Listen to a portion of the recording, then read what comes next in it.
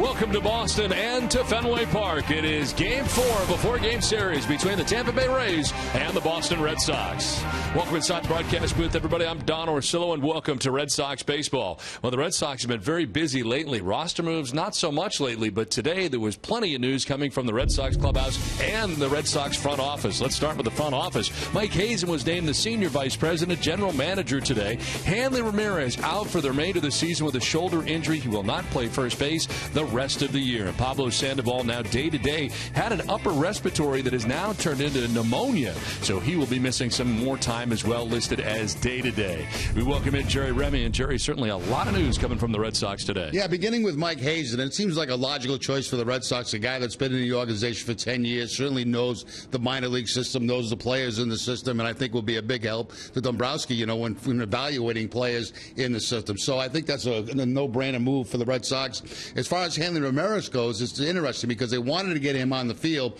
before the season was over at first base, but there's running out of time now, and he's not healthy. So the thing they're going to have to do now, and Torey Lovullo said today, we're going to look at him in spring training. He's going to be a first baseman in spring training. He's going to work with Butterfield, and they're going to try to get him in that position, with about 6 weeks of spring training. So that's going to be interesting to watch. We kind of hoped we would see it this year. It's not going to happen because of the shoulder. They've shut him down for the rest of the season. Now, the Red Sox tonight will have Wade Miley on the mound as they try to gain a split in this series against Tampa Bay. Miley is 11-10 on the season, looking for his 12th win, a 4.34 ERA. It'll be his 11th start. We'll be back with Garrett Austin and more on Mike Hazen after this.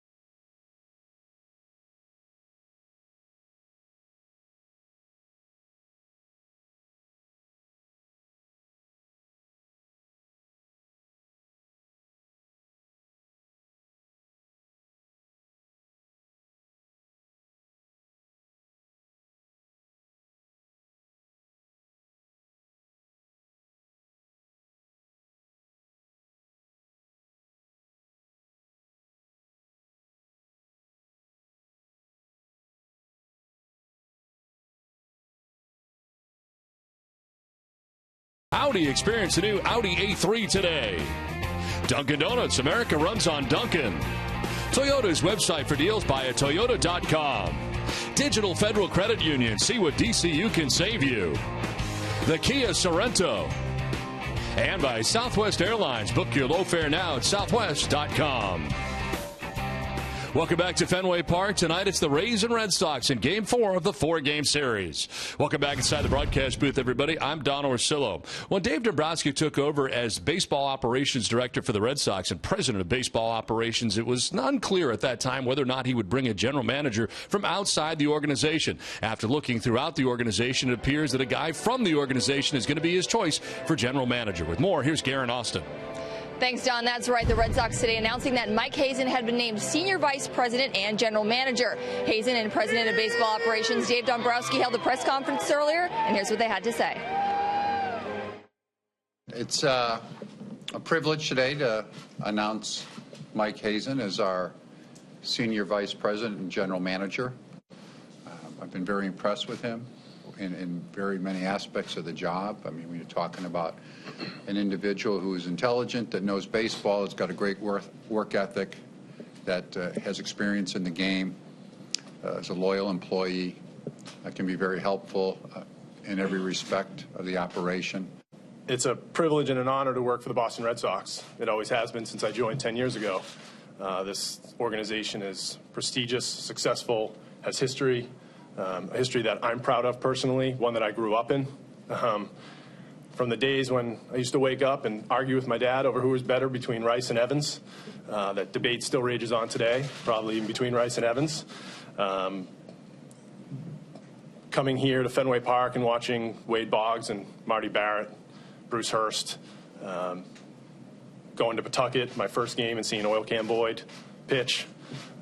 Memories that, I take with me here in this job, because that's what leads us, I think, as a group every day, drives us to be successful, to want to make this organization one that we're proud of and that the fan base is proud of, and that the players are proud of as well.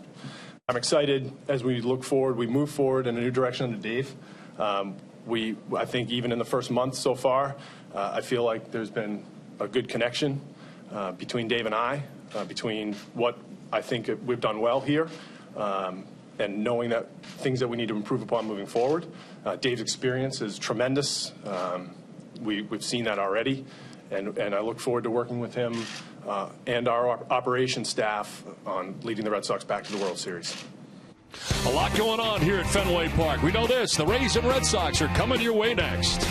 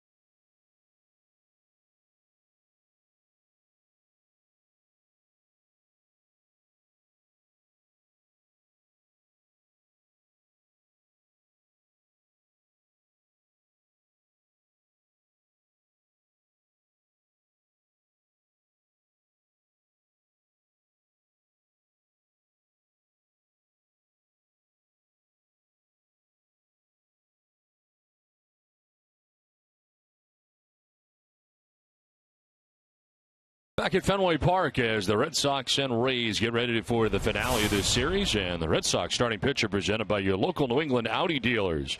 Wade Miley on the mound for his 31st start. He's 11-10 with a 4.34 earned run average. Logged 182 in the third innings, 141 Ks, and opponents hitting at 260 against him. Brandon Geyer standing in and takes the first pitch for strike one. Now Saturday at Toronto, no decision. 6 2/3 pitching well, giving up 2 runs, had 7 strikeouts in that outing against the Blue Jays. Very good lineup that he faced.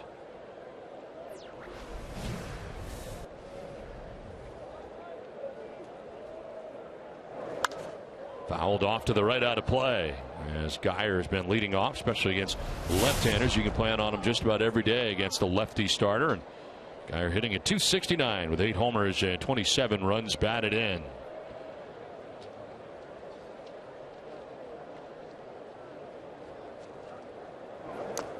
That'll bounce in, and it evens at 2-2. Fifth start of the year for Miley against Tampa Bay. He's 1-1 on the season with a 2.45 ERA.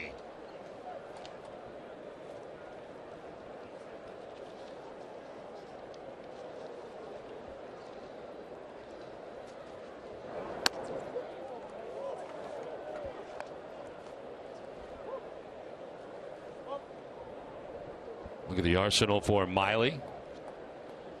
57% fastballs, 24% breaking balls, 19% changeups, and a ground ball sharply into third. Brock Holt is there, and the throw in time for the first out. Let's check out the rest of the Tampa Bay Rays starting 9, brought to you by New England Chevy dealers. Brandon Guyer just saw left fielder with Mike Matuik, the DH in tonight's game. Evan Longoria at third base. Logan Forsythe at second base with Asdrubal Cabrera at shortstop. Steven Souza Jr. in right field. Kevin Kiermaier in center bat seventh with Richie Schaefer at first base, and Luke Maile does the catching and bats ninth for the Tampa Bay Rays in here for the final time of the regular season. Red Sox trying to gain a split in this 4-game series.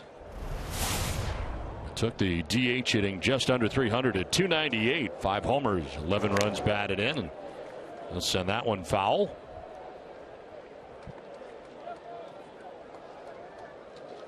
Evan Longoria waiting on deck. Rays batting here in the top half of the first inning.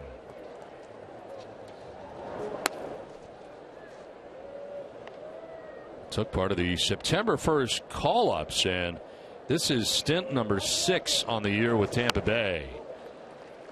He's lunging after that and evens a count at 2-2. Yeah, good change up there by Miley at 84 miles an hour, keeping it away from Matuik.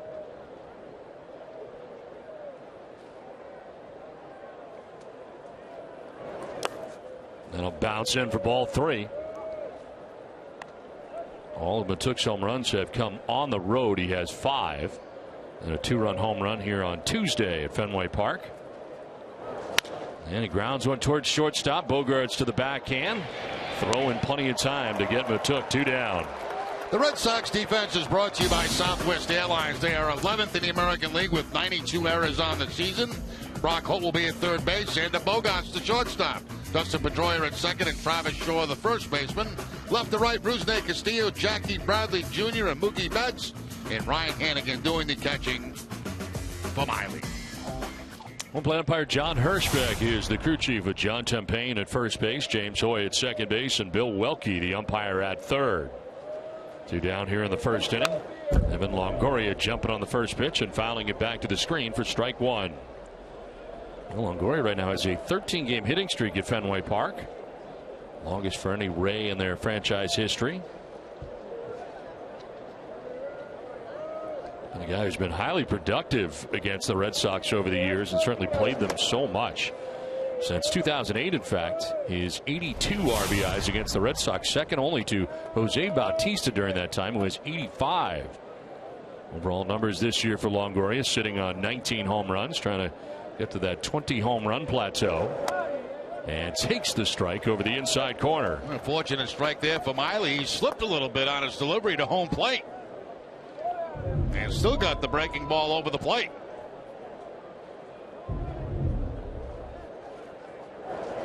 Longoria strikes out looking right on that inside corner. First K for Miley. Red Sox are coming up.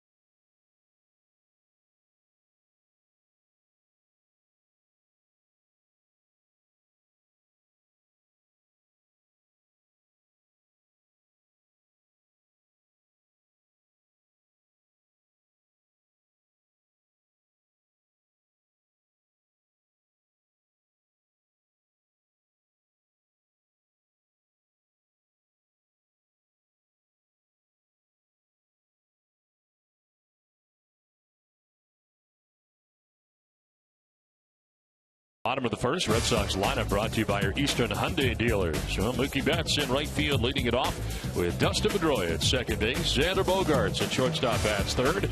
David Ortiz, the DH, with Travis Shaw at first base. Rusney Castillo's in left. Brock Holdback at third base with Ryan Hannigan doing the catching, batting eighth. And Jackie Bradley Jr. in center field bats ninth. So Mookie Betts about to lead it off here in this bottom of the first inning. Now the Rays starting pitcher presented by your New England Nissan dealers. Rasmo Ramirez, 33rd appearance, 26th start. 10-6 with a 3.70 ERA, 117 strikeouts and 151 innings. And Betts lines one into center field for a base hit. And Mookie not waiting around. Gets himself a base hit here in the bottom of the first. The Rays defense is brought to you by DraftKings. They are 13th in the American League with 92 errors on the season. Evan Longoria will be at third base as Drupal Cabrera, the shortstop. Logan Forsythe at second. Richie Schaefer at first. Left to right, Brandon Gaia, Kevin Kiermaier, Steven Souza Jr., and Luke Maley doing the catching for Ramirez.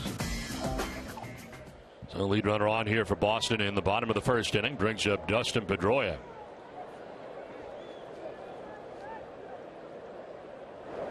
And Pedroia takes strike one. Dustin hitting at .298 to start the night. 12 homers and 42 runs batted in.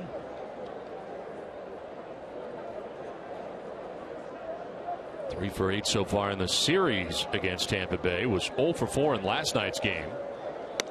And takes strike two. Mookie Betts at first base. 20 steals. Picked up number 20 last night. Thrown out 6 times. Getting that starting ground a little bit smoother out there for him.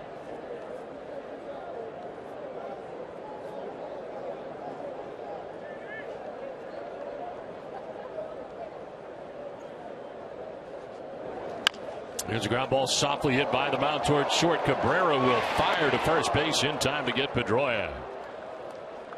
And the second base goes Mookie Betts with one down. Good throwing arm there by Cabrera. As a changeup that time by Ramirez, and the Red Sox are going to see a lot of those tonight from him. There's a lot of changeups, and that one away from Pedroia has to reach out and taps it to shortstop. Cabrera there to make a quick play to get Pedroia at first base. Pedroia going as hard as he can down that line, just could not beat it. And one down, Betts at second base, and here is Xander Bogaerts. Xander checking in, hitting at .324 on the year. Bogaerts has been trailing only Miguel Cabrera in the American League, who's hitting at .337. And Xander at .324. 7 home runs, 79 runs batted in for Bogaerts.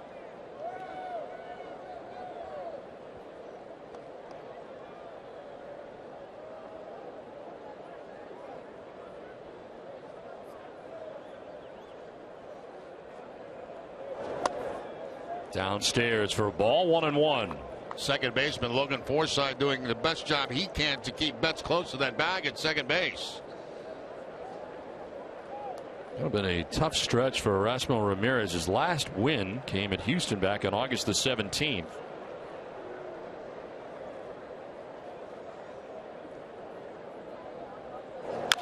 And has been giving up some runs. He's given up 4 or more runs in 5 of his last 11 appearances. Started off very well. First 13 starts of the year, he was 8-2 with a 2.06 earned run average. Second start he's made against the Red Sox this year. He's also made 1 appearance out of the bullpen against Boston.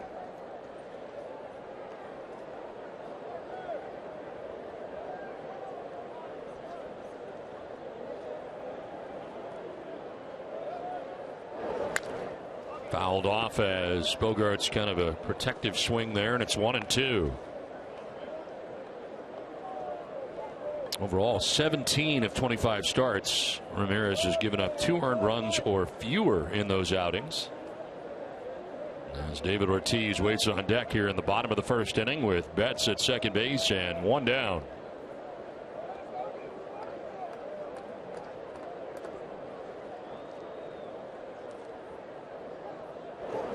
Xander fooled as he strikes out in the first K for Ramirez. 2 down. That's the changeup we were talking about right there. He throws it a lot and he keeps it down in his zone. A little bit of an off-balance swing by Bogaerts. There's the grip on the changeup and down just below the knees. So 2 down. Betts at second base. You look at the arsenal for Erasmo Ramirez. Don't see that very often when there's more changeups than breaking balls. Well, the last one is any indication, he's got a good one as that one's headed down. He really does. David Ortiz standing in, hitting at .264 on the year. They go into the shift on the right side to the Rays as Ortiz takes strike one. It is Asdrubal Cabrera, the shortstop, going to the right side of the infield. David with 35 home runs and an RBI shy of getting to that 100 RBI plateau.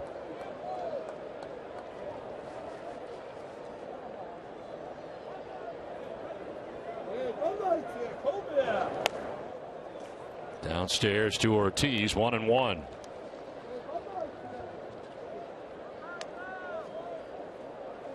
David getting his 99th RBI of the season on Monday.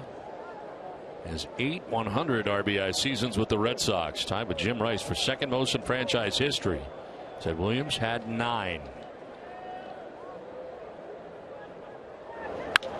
Fly ball left field. Back goes Geyer looking up, and it is gone into the monster seats. Home run 502. 2 RBIs on that 2-run home run, and that'll put him up over 100. 101 RBIs with his 502nd home run. The Red Sox take a 2-0 lead. What a way to get up over that 100 mark in RBIs.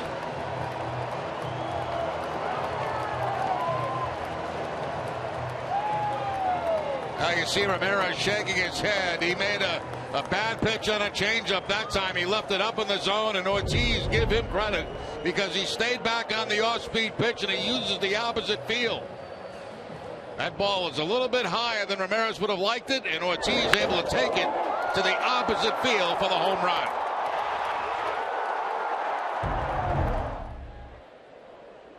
Now Travis Shaw with a swing and a miss for strike one. So a good start to this game for the Red Sox. In honor of David Ortiz's 500 home runs, Alltown will double their $500 donation to the Cystic Fibrosis Multiple Sclerosis Fund. Alltown is New England's premier healthiest convenience retailer. Swing and a miss by Shaw. Well, David now with 502 home runs and 36 on the season. And as we mentioned right before he did it, 9th career 100-plus RBI season with the Red Sox. Now tied with Ted Williams for the most in franchise history. There are going to be more milestones as time goes on for David Ortiz, just moving past everybody. Swing and a miss, and Shaw strikes out to end the inning, but Big Papi hits a 2-run home run, gives the Red Sox a 2-0 start.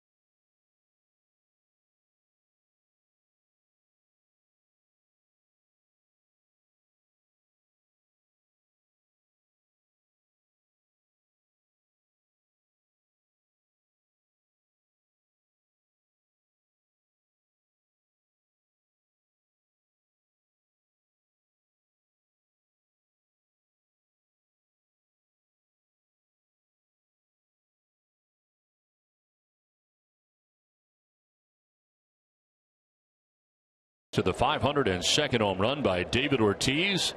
They're getting it all secured up there right now as Wade Miley back on the mound. A liner that is by Brock Cole quickly off the bat of Logan Forsythe.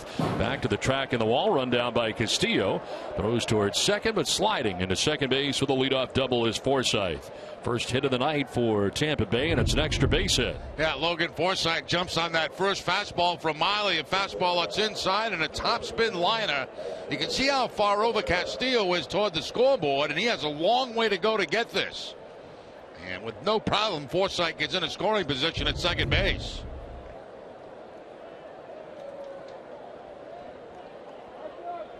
Well, it's Drupal Cabrera, 263 with 13 homers and 50 runs batted in.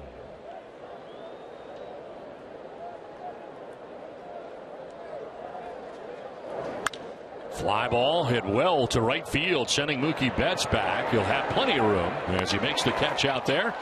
Tagging his Forsythe from second to third without a problem. And there's one out here in the second inning. Watching Mookie Betts, since he's been in right field, and he plays a shallow right field, especially with right-handers at the plate. See him creeping in right now.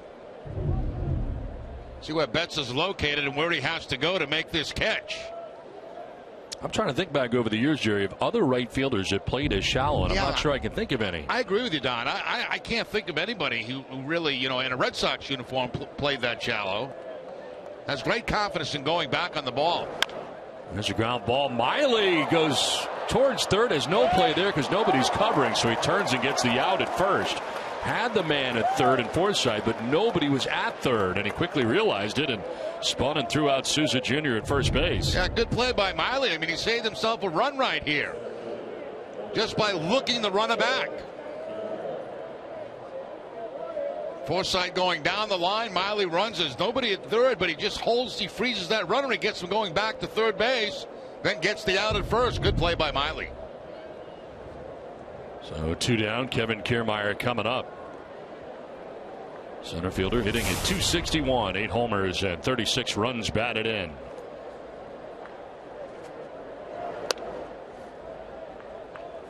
Kiermaier's had good success against Miley, 3 for 6.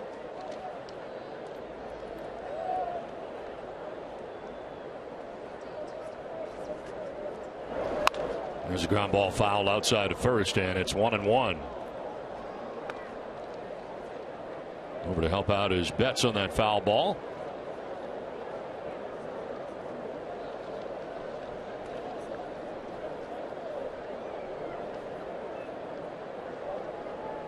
Three hits in the ball game last night for Kiermaier. 5th time that he has had a 3-hit game.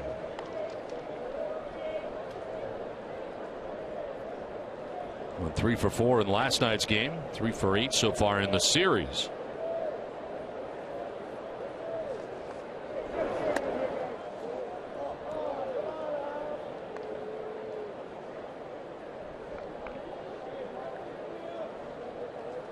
Leads the Rays in triples. He's got 12 triples on the year.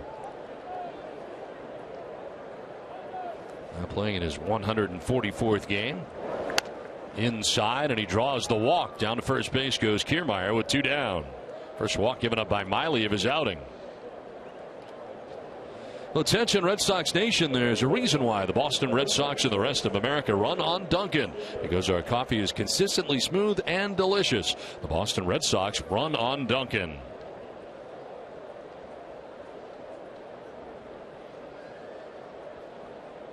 Two down here in the inning, first and third, and Richie Schaefer the batter.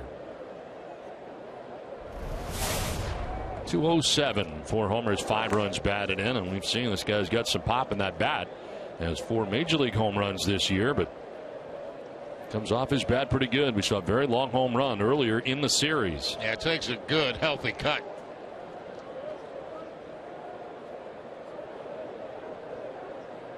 Four of his 12 hits so far with the Rays have been home runs. It's Monday night that he hit his first career home run off a left-handed pitcher. He's played a total of 25 games. Tonight marks his 15th start. He's played at first base, been a DH at third base and left field. named the Rays minor league player of the year after leading the organization with a career high 25 home runs. 108 games total between AA and AAA in the Rays organization. Between the minors and the majors now, 30 home runs on the year. Here's a ground ball to short. Bogaerts will flip to second, and that will end the second inning. So Miley out of a jam. Red Sox have a 2-0 lead.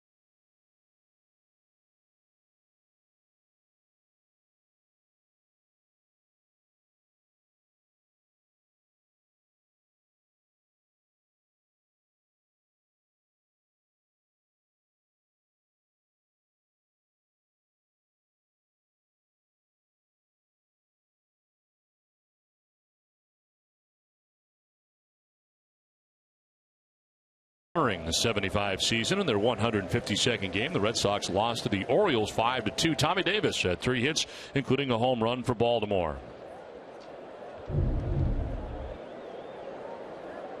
2-0. Red Sox have the lead here on the 2-run home run by David Ortiz, and it's Rusney Castillo gets it started in the bottom of the second. Kind of changed his mind in the middle with that swing and is down 0-1. Yeah, that fastball really running back in on Castillo.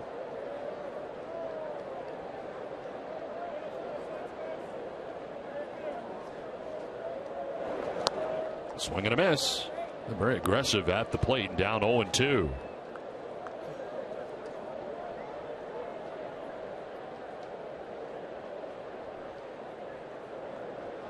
Steele, Holt, and Hannigan scheduled here in the bottom of the second inning, and a wild swing and a miss there and a pitch down and away. The breaking ball gets him. That's the slider that time as it starts probably at the outside corner and just continues to break way off the plate. And I'll tell you, Tampa Bay has really thrown a lot of breaking balls to Castillo in this series. Lincoln Insurance, great service, great coverage, and a great price for auto, home, or life insurance. Out here in the bottom of the second inning brings up Brock Holt. 283 with 2 homers and 41 runs batted in.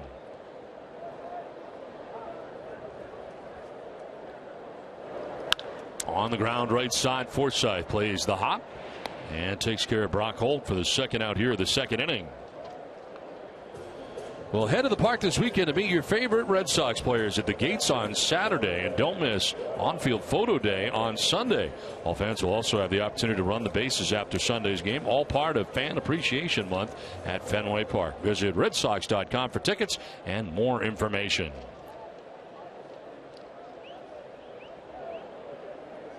Just get married or something? I would guess. Huh? Could be a bridal party right here at the park.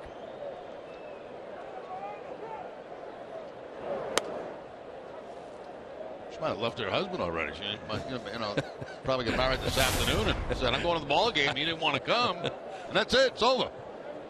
50%. And Hannigan batting here.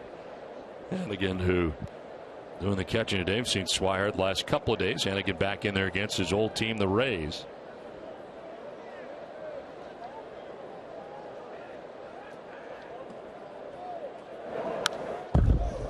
A pretty good stretch going at home. Had a 7-game home hitting streak come to an end on Monday in the first game of the series.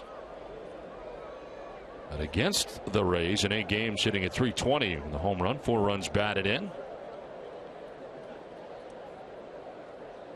Games that he starts, Red Sox with a winning record, 27-23 in Hannigan starts, 5-2 in the last 7.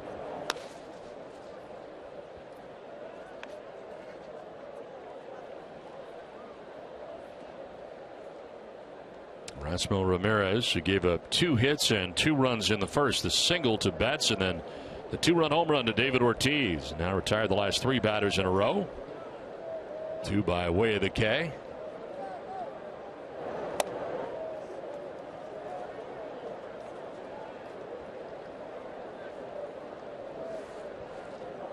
Jackie Bradley Jr. waiting on deck out of the number 9 spot in the order.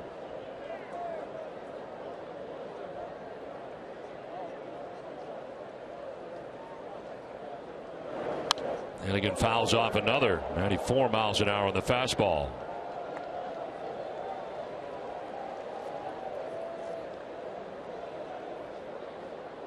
Appeared in a total of 84 games with the Tampa Bay Rays in 2014. Red Sox acquiring him as he was traded to the San Diego Padres, traded twice in one day. On December 19th of this last offseason, went to the Padres and then ended up being traded from the Padres to the Red Sox in a deal that involved Will Middlebrooks at the time going out there. So he never really was a Padre. I guess he was for part of a day.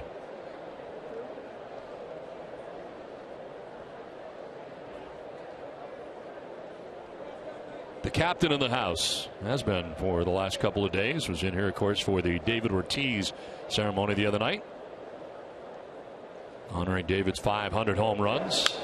Ground ball foul over to the left side.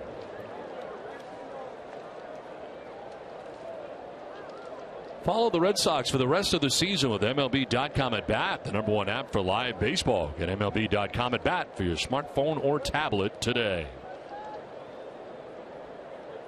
2 down in the second inning. Ryan Hannigan with a count of 2-2. And a swing and a miss. Ramirez picks up his 4th strikeout as a 1-2-3 second. Red Sox lead it 2-0.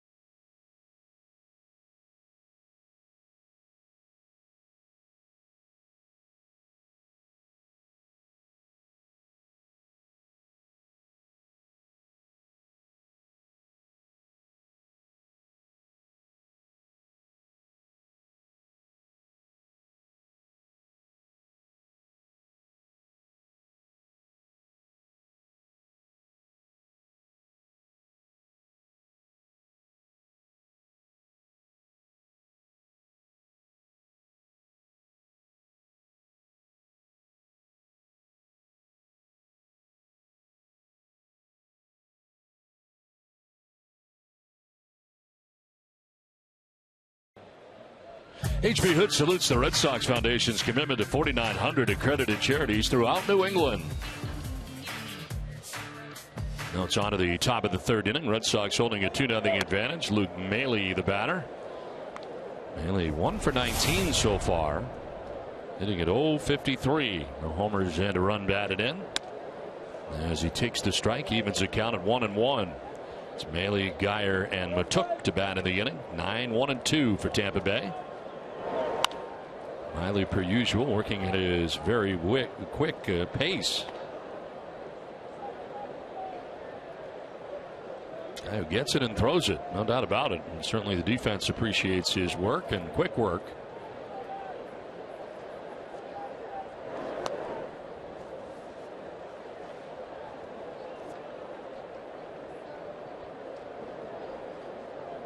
Center fielder Jackie Bradley Jr. over towards right center. Gap out there in left center. And that is strike three. Picks up that inside corner. Nicely done for the first out of the third. And that's a second strikeout for Maile. The Red Sox season ticket plans are now available for the 2016 season. For information about becoming a Red Sox season ticket holder, please call 617-226-6888 or visit redsox.com/season tickets today.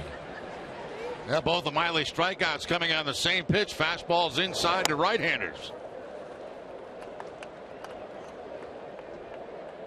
Brandon Geyer grounded out to third baseman Brock Holt in the first inning. 0 for 1.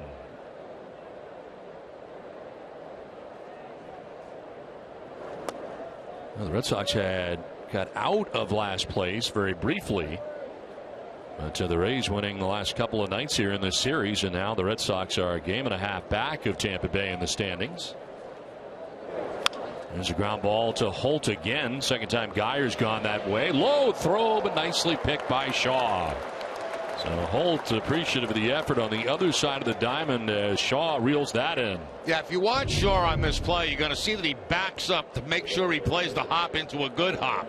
There's the bounce. You see him back up toward the bag, and it makes a nice pick on it.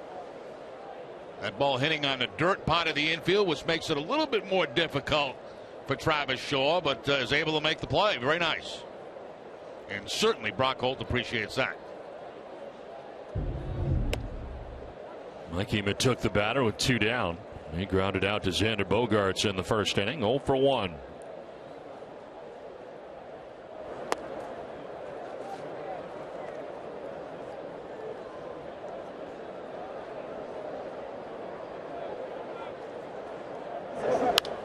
Popped up right side of the infield. Pedroia coming in.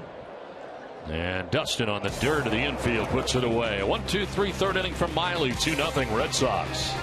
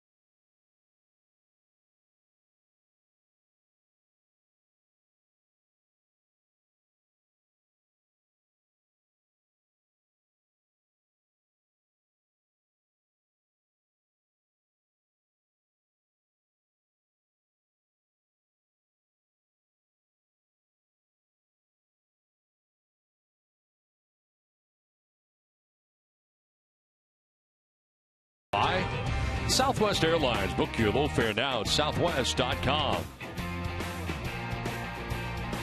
Beautiful night in Boston tonight. 2-0. Red Sox have the lead over the Tampa Bay Rays. Into the bottom of the third inning we go.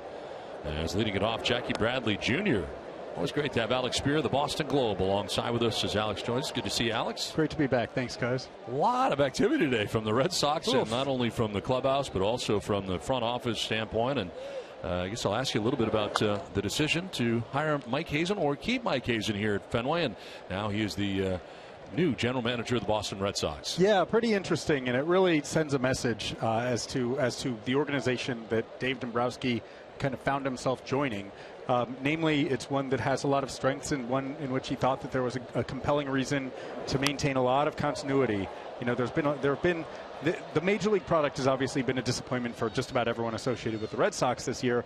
But when you look at this kind of wealth of prospects that's coming up now, and another one that's behind it, there have been a lot of people who have worked very hard over a long period of time to kind of lay that groundwork and be part of that infrastructure. Mike Hazen has had his imprint all over a number of different departments in order to kind of give them strength, and he came over from Cleveland as part of the player development department, you know, working with the minor leaguers, and you know, I guess just around the time that Dustin Pedroia was in the upper levels. So from that wave on, he's had his imprint there. He's worked on the amateur scouting side. He's been tied into the major league side in more recent years, as well as the international side. So he's someone who's able to relate to a lot of different departments. He's someone who, you know, he's adored by those who he works with the Red Sox, and he strikes an he's an interesting character in many respects. In that, I talked to Scott Bradley, his coach at Princeton,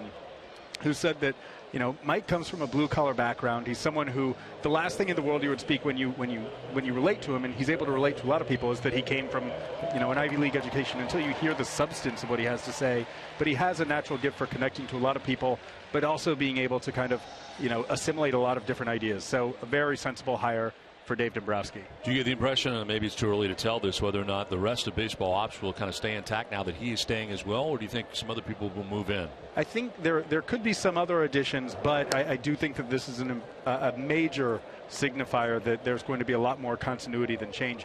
And a month ago, we had no idea whether or not that was going to be the case. There are a number of people who have been very good in cultivating a lot of different departments in baseball operations who would have been sought elsewhere. I think that the idea of being able to work with Dave Dombrowski and Mike Hazen, that very familiar voice, is going to have a lot of appeal to a lot of them. Where does Jerry Dipoto fit in this? Does he fit in this? That's a great question, and I think that, you know, Jerry Dipoto is probably going to be his contract was initially only for 3 months anyway, and so at that point they were going to figure out where the relationship would go from there. Jerry Dipoto is going to have a lot of probably excellent opportunities around the game. So for someone who was a GM, you know, very recently, there's a real possibility that he could have other GM opportunities in the very near future. So that would probably be hard for him to turn down if those do become available, and particularly given that, you know, the main decision-making core, you know, of Dave Dombrowski and Mike Hazen, you know, it's probably hard for someone who was a GM for all these years to then move into kind of something beyond those top two positions. Well, I'm curious to get your thoughts on the shutting down today of Hanley Ramirez for the remainder of the year. That's a pretty significant thing, because as we know, Dave Dombrowski kind of took the view of, you know, how would you know that Hanley Ramirez was going to be a good left fielder before you saw him out there? How did you know that he was going to be one of the elite, you know, producers in that position? And so now if they don't get an opportunity to evaluate Hanley before the season is out, that makes it difficult to figure out what exactly he's going to be going forward. Can you stay with us another half inning? Is that all right? Of course, yeah. 2-0 Red Sox.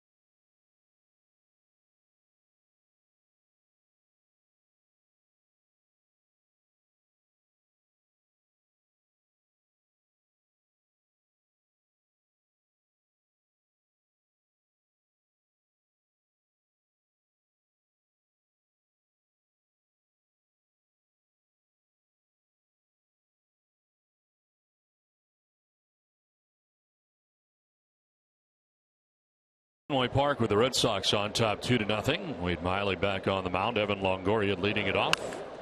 And grounding one foul. Alex Spear with us. Alex, we finished up last inning talking about Hanley Ramirez. And I guess my question is, you look back to last spring training and Hanley was learning a new position in left field. Is spring training enough for him to learn first base next year? To be determined. I mean, it was for Mike Napoli, right? And sure. he took, of course, he had more of a grounding at that position. He had played a number of major league games there.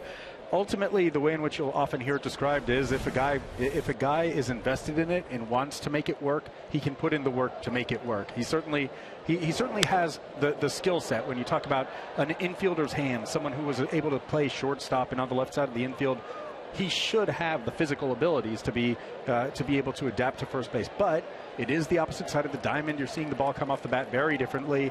There's a lot of different things in terms of footwork and learning a lot of different plays. So there has to be complete buy-in in order for it to work effectively and for it to be what probably all parties want it to be. And there are questions about whether or not that same degree of commitment existed with regards to left field. I have a question, if you don't mind. Talk about I welcome it. There's a drive to center field off the bat of Longoria. That ball is back, and it is going to be off the wall. Ricochet played by Bradley as into second base goes Evan Longoria. Able to get a double to begin things here in the top of the fourth inning. By putting people and communities first, Eastern Bank helps make good things happen. Watch how good things are happening to local people at easternbank.com/goodthingshappen. My question would be, we've watched this outfield play together now for quite some time over the last, say, month of the season. Are you convinced in your mind that this is an outfield that can move forward to next year?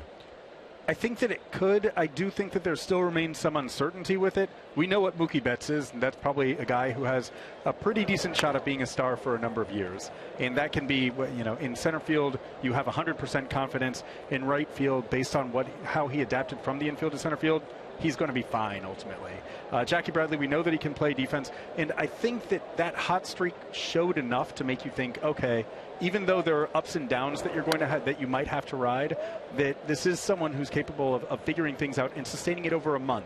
That's very different than sustaining a hot streak for a week or 2 weeks. In my mind, you might feel differently, but there is up and down, and we did, of course, see a rough year last year. But I do think that it gives you confidence that ultimately there's enough offense in there to be an above-average major league player in one of those outfield spots, center field or right field.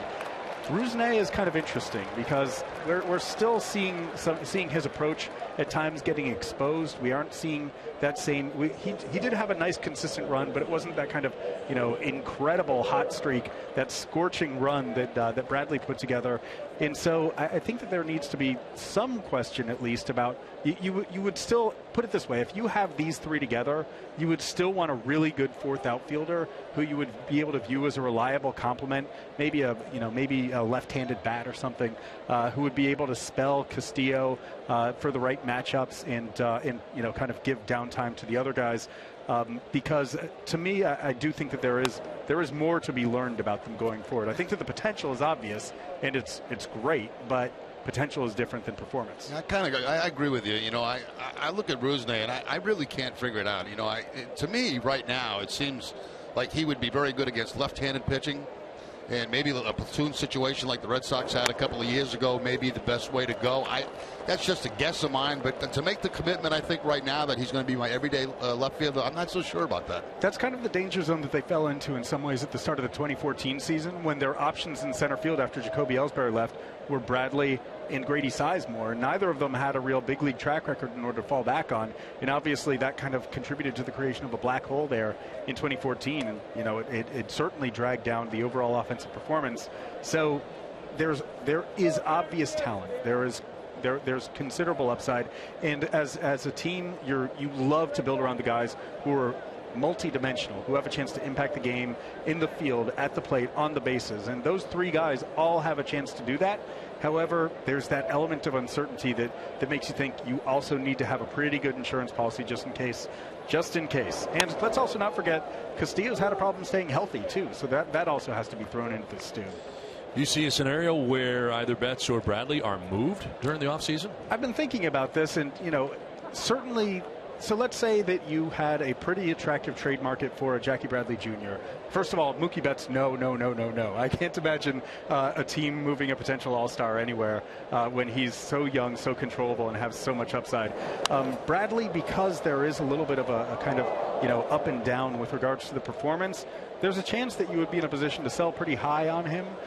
And then you could make a play for, let's say, a Jason Hayward, who's a spectacular defender, someone who is a great right fielder who has his own upside because he's arriving at free agency just in his mid-20s. That said, my guess, and it's purely that, is that the likelihood is you stay with those guys, because what Bradley has shown as a game changer defensively, when you're trying to improve your pitching staff, which has been the weak point of the organization this year, having Jackie Bradley Jr. being able to run things down in center field is a pretty darn good place to start.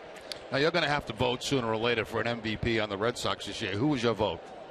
I would take Bogaerts because of the consistency over the course of the full season. I think that it's been striking what he's been able to do on both sides of the ball. So the consistency of impact with, when we talk about those multidimensional players, is exceptional, and it feels like he's been over 300 just about every day of this season. It feels like he's been a solid to above average defender just about every day this season.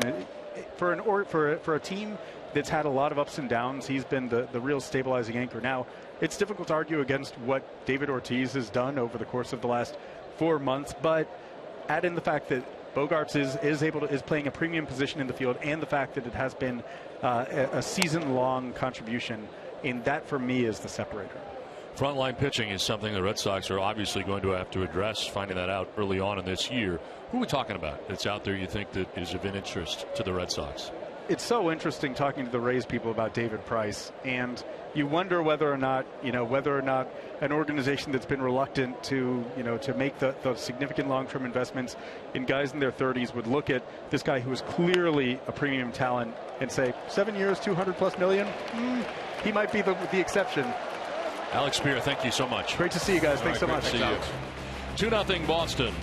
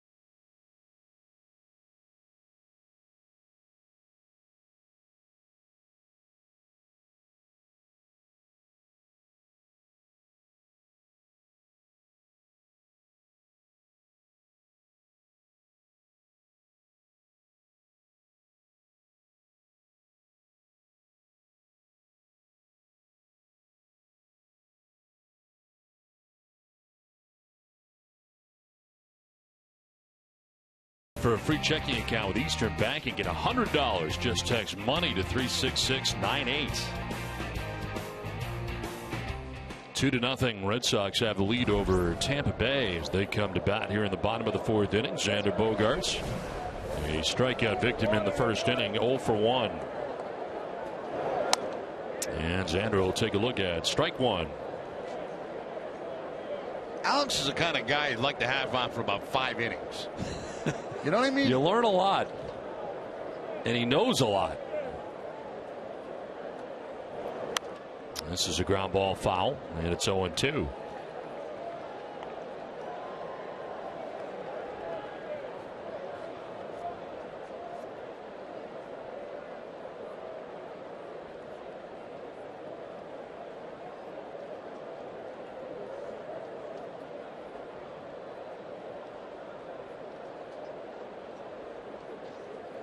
Two pitch. And Xander fouls it off. He had broken the bat. Looked like something came off the bat. It splintered, I think. Doing a little inventory. It's like a slider that time, right toward the end of the bat. And yeah, you're right. Something came off it. Yep, sticking with it. Didn't change it up. Maybe you don't need that part of the bat. 0-2 pitch. There's a grounder softly picked on the backhand by Ramirez. Throw is on a hop, but picked by Schaefer. And Bogarts retired 1-3 for the first out of the 4th inning. Well, join Big Papi along with his celebrity friends in sunny Punta Cana this December at the 8th annual David Ortiz Celebrity Golf Classic. Reserve your spot and help support a great cause now at davidortizchildrensfund.org.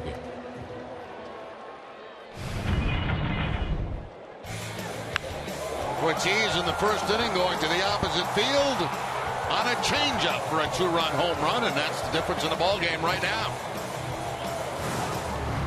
Since then, Ramirez has retired 8 batters in a row. And Ortiz through the shift into right field for a base hit. Breaks up that string of 8 in a row. David's 2 for 2 tonight. Yeah, that time he gets the fastball from Ramirez, so he takes the changeup to the opposite field. Good job staying back. And then gets the fastball and pulls it through the shift.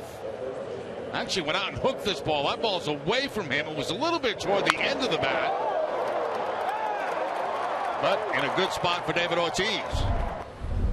So 1 out, Big Papi at first base, and it brings up Travis Shaw. Struck out swinging in the first inning. 1 of 4 strikeouts on the night for Ramirez. Stay in the shift here, but they bring it closer to the infield with the double play possibilities.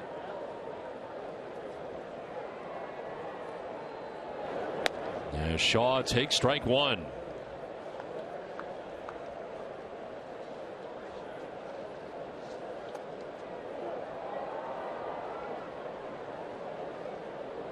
Ortiz held on by Schaefer at first base. Gains his lead. Shaw's now started 23 of the last 24 games since August the 29th. He's now appeared in 55 games with the Red Sox. Most of those, of course, coming at first base. Played at third also and left field. And it's a fly ball down the left field line that is headed towards foul ground and into the seats. Well, Celebrity Cruises is the official cruise line of the Boston Red Sox. Join Louis Tion, Jim Rice, Steve Lyons, and more on January 9th as they sail the Caribbean on Celebrity's 2016 Red Sox Fan Cruise. Space is limited. Call 1-888-727-4907 or contact your travel agent today.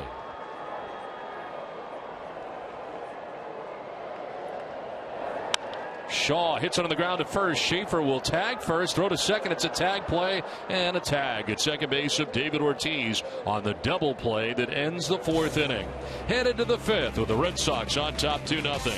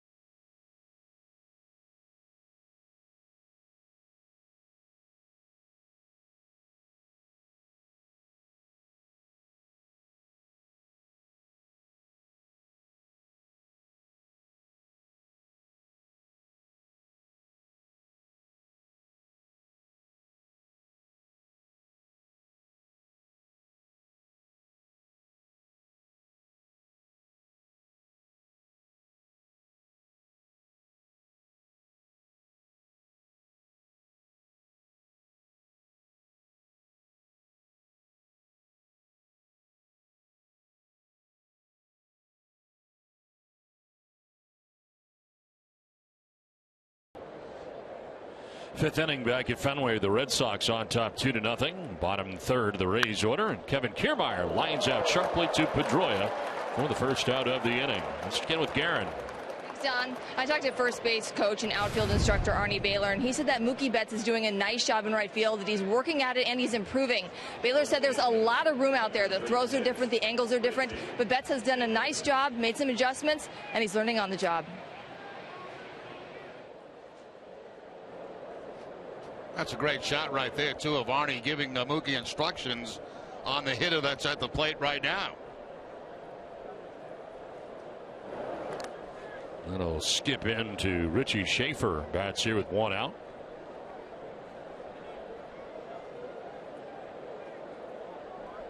Schaefer grounding into a fielder's choice in the second inning.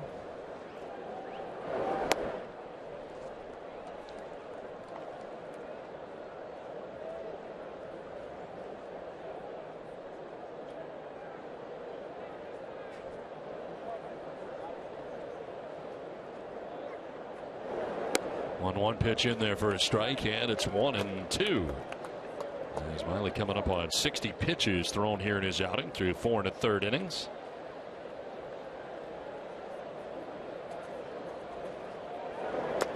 That'll skip in. 2-2.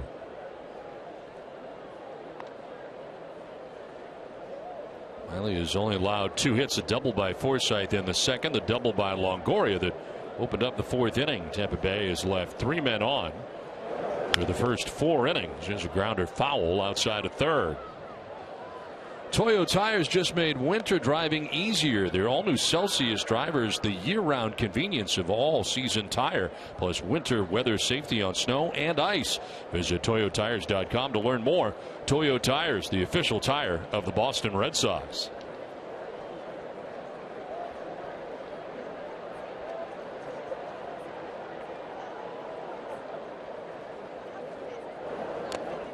Bounce in for ball 3. Fourth full count of this game for Miley as Luke Maile waits on deck.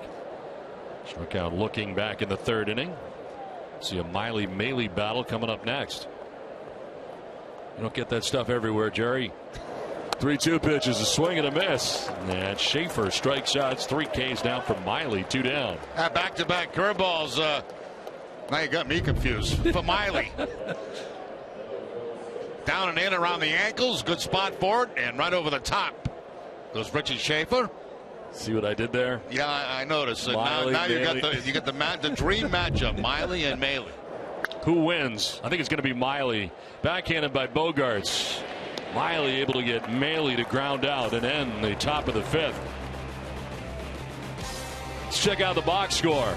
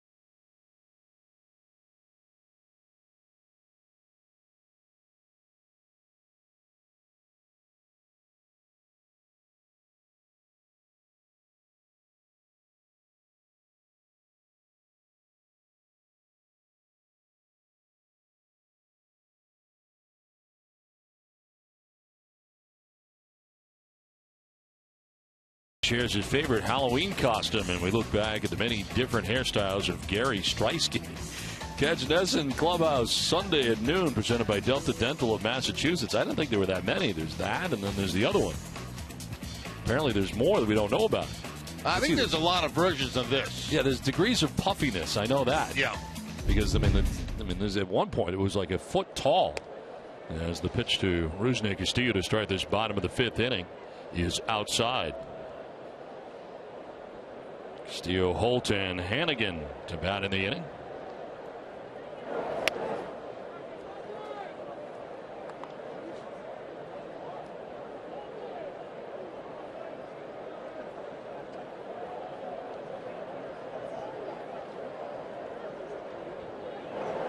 Get yourself a little haircut today, did you? I did. A little tight, I think. A little tighter than it normally is. Yeah.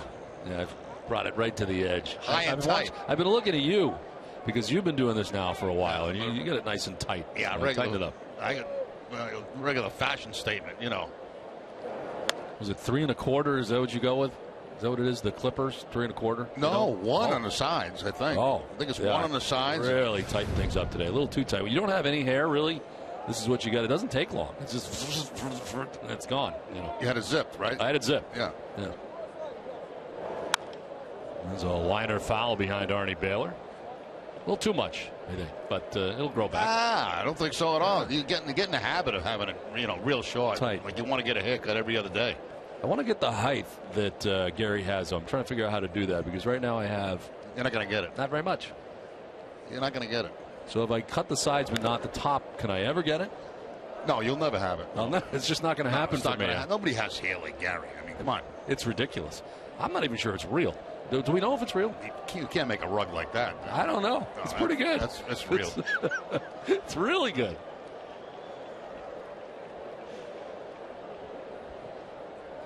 Two pitch coming up to Rusney.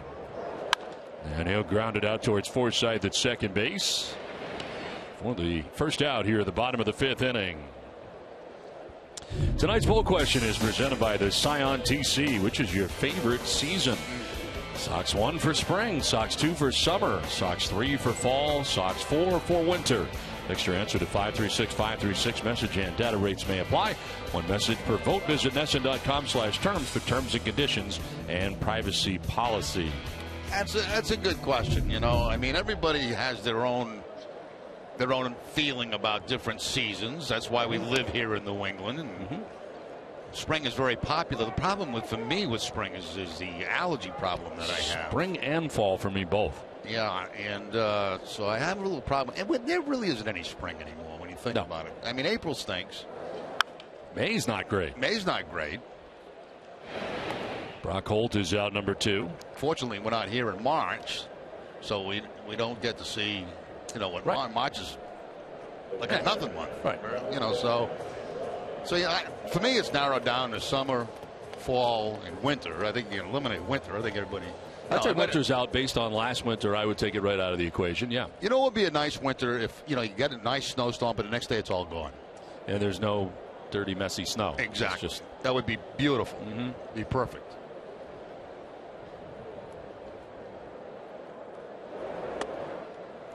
Now, fall. If you're in the Fall Classic, obviously. Oh, that's the best time of the year. That is. Yeah. That's great. I like summer. I'm a summer guy. Yeah, I like summer too. Especially in New England. Because it is not very long. And when it is here, it is great. It is. It's shortened up, really. You think about it. I mean, April's no good. May can be iffy. June's my favorite month. Not, of the season. It's my favorite month.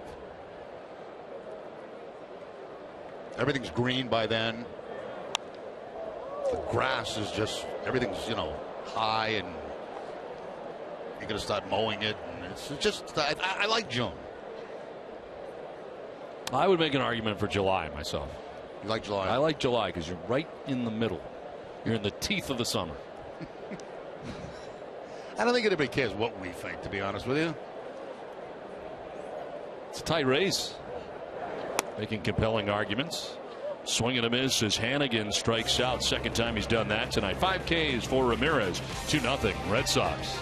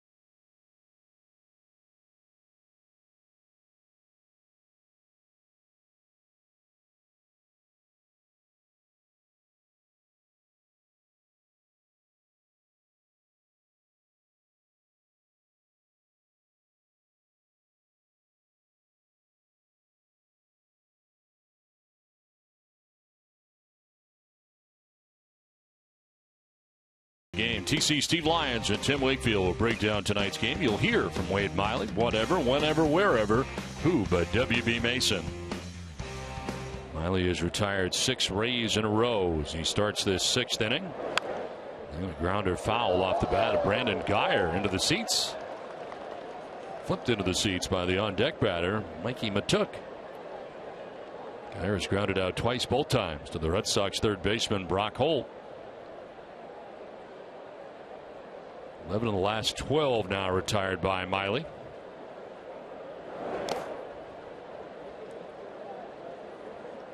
We talked about Miley off the top, Jerry. Really, he has been the most consistent. Yeah, I think so. I agree with you, Don. I think that, all year long he's been the most consistent, durable pitcher the Red Sox have had. Bogarts with an off-balance throw that gets there in plenty of time. So Guyer grounding out to the left side for the 3rd time in this contest. 1 away. Got off to a little bit of a shaky start than Miley, but then really picked it up very quickly, and he's done a nice job, I think, for the Red Sox this season. I really do. 31st start, and very durable.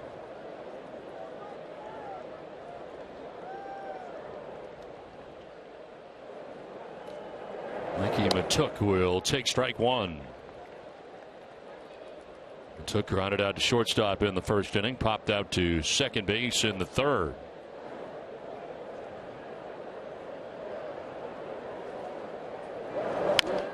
Grounder foul has Matuk down 0-2.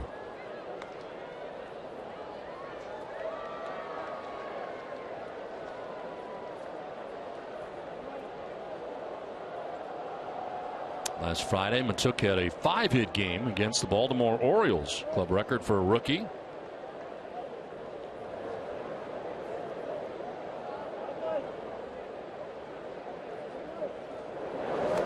And a bounce in for ball 1 as the 70th pitch of this outing from Wade Miley.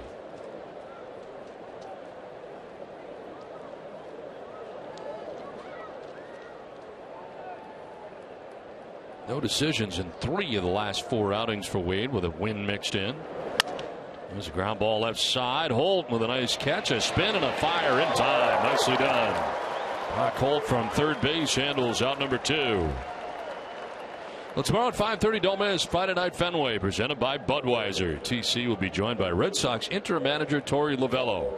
And remember to join Budweiser at Cask and Flagon before every Red Sox home game in September for a chance to be selected as the Budweiser fan of the game. Budweiser, brewed the hard way. Well, Brock Holt's been very busy down at third base tonight. And that happens a lot when Miley pitches. He keeps that right-handers keep that left side of the infield busy. Fly ball driven to deep left center field off the bat of Evan Longoria, and that ball is gone. Evan Longoria able to get his 20th home run of the year, and the Rays cut the Red Sox lead in half. Breaks up a string of 8 in a row retired by Miley as Longoria takes him out of the yard. And Longoria hit the ball well last time up for a double. This time clears the left field wall. Fastball right down the middle. Longoria all over it. Came into the game a 188 hitter against Miley, but 2 for 3 tonight, including that home run.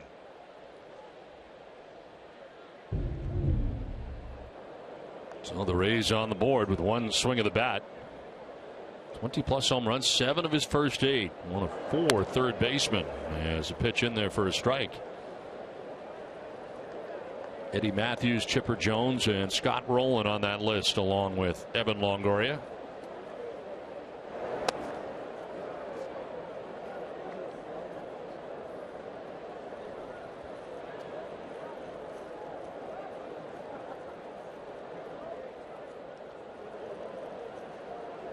'75th pitch coming up for Miley. And a swing and a miss, 1-2. Yeah, completely fooled Forsythe on that changeup that time. Down, out of the strike zone, and Forsythe with the off-balance swing.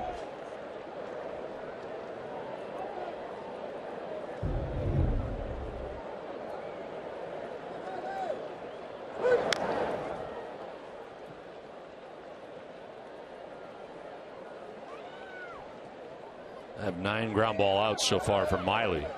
through 5 2/3 innings. Forsythe has one of the 3 hits the Rays have in this game. Miley backs off.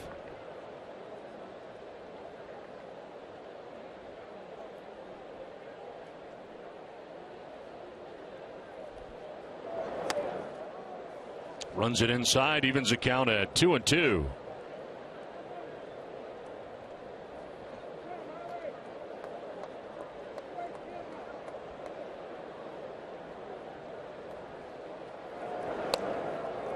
In again and down. Now, the last 2 pitches has been trying to get it up and in against Forsythe, but he hasn't got it to that spot. He's been down and in with it.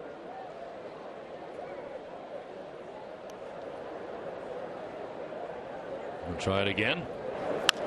This one is grounded foul.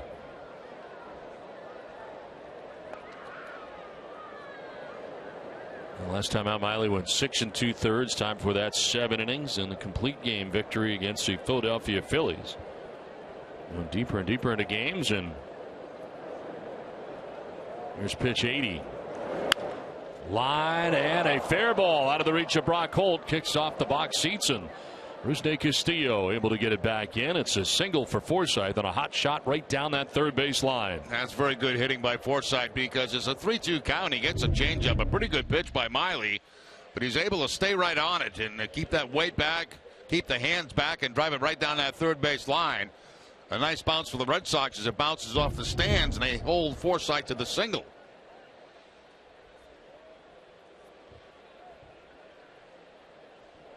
So 2 down, Forsythe at first base, and here is Asdrubal Cabrera, 0 for 2 in the game. Fly to right, grounded out to third base. Throw to first, and Forsythe back to the bag, held on by Travis Shaw. And that's funny when you look down there. We all talk about the move of Miley, and I mean, guys get just little tiny leads against him, and they still end up diving back. That's no more than a couple of steps right there.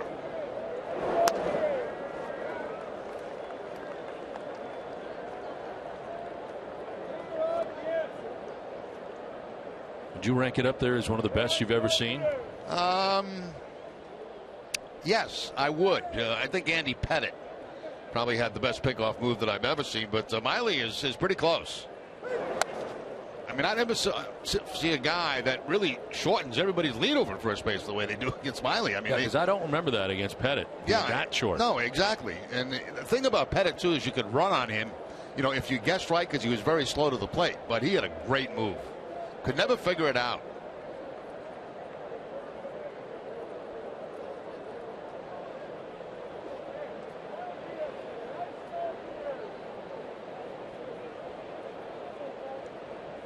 Asdrubal Cabrera's fly to right, grounded out to third base, getting his third look tonight of Wade Miley. Rays are on the board thanks to the home run by Evan Longoria in this inning after they get the first 2 outs quickly. Jumps ahead here, 1-2. Cabrera, of course, who spent his first years in the major leagues with the Cleveland Indians.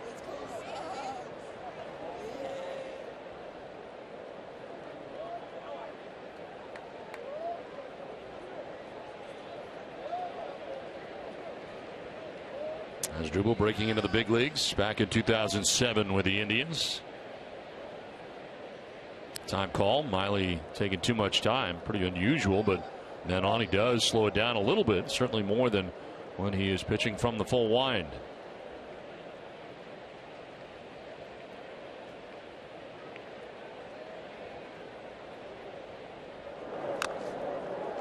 Fouled off at the dish. Still 1-2.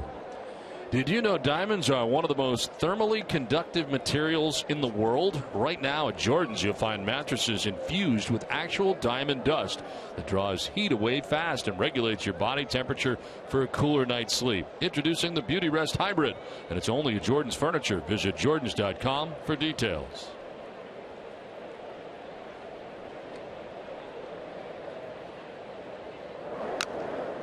Defensive swing from Cabrera, wasn't taking a chance with 2 strikes and fouls it off. Innings without a steal. Miley, 172 innings. Price first and Burley second. Ironic that both Burley and Miley work at about the same pace as far as working quickly. Price not so much. No, Price very slow, deliberate worker. Burley very quick. Miley quick. Tanaka deliberate. Mattis works out of the bullpen. Fly ball struck well to deep left center field for Cabrera, and this is going to be off the wall. From first base, Forsythe trying to score here to tie this game. Throw is errant and cut off, and the Rays have tied this game. All of it coming with 2 outs in the inning as Asdrubal Cabrera uses the wall to drive in the game-tying run. Good solid contact by the last 3 hitters. This ball elevated a little bit in the zone, and Cabrera takes it out toward the wall. The relay throw is going to be over the head of the relay man, but I don't really think it was going to make a difference anyway, because they were going to wave on Forsythe, and I think he was going to score regardless. There's the relay throw coming in from the outfield. It certainly clears right there 2 guys, the cutoff man and the back-off cutoff man, Pedroia, played by Shaw, but I think even if they hit the first cutoff man, Forsythe was going to be safe.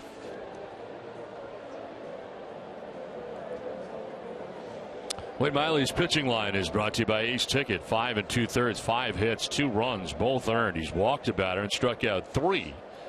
And thrown 86 pitches to this point. Carl Willis, his pitching coach, out to chat, and now back to the dugout. Steven Souza Jr., the batter, with 2 outs. All of this is taking place. A home run, a single, an RBI double. That's a tie game. Now Souza drives this to deep left field. And that is going to be off the wall and a hop. Around from second base comes Cabrera. He will score to second base with an RBI double goes Souza, and the Rays take a 3-2 lead. Now, this has all happened very quickly to Miley. I mean, he got 2 very quick outs on ground balls here in the 6th inning. The home run, the single on a changeup, the double, and now another double on a curveball. There's the curveball that stays middle in. And Souza drives it off the left field wall.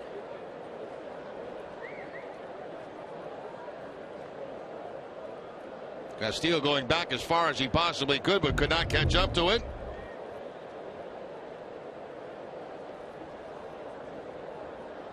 Now Kevin Kiermaier, who has walked and lined out to second base. He'll take strike 1. Kiermaier walked in the second. The only walk given up by Miley in this outing. He has struck out 3 along the way.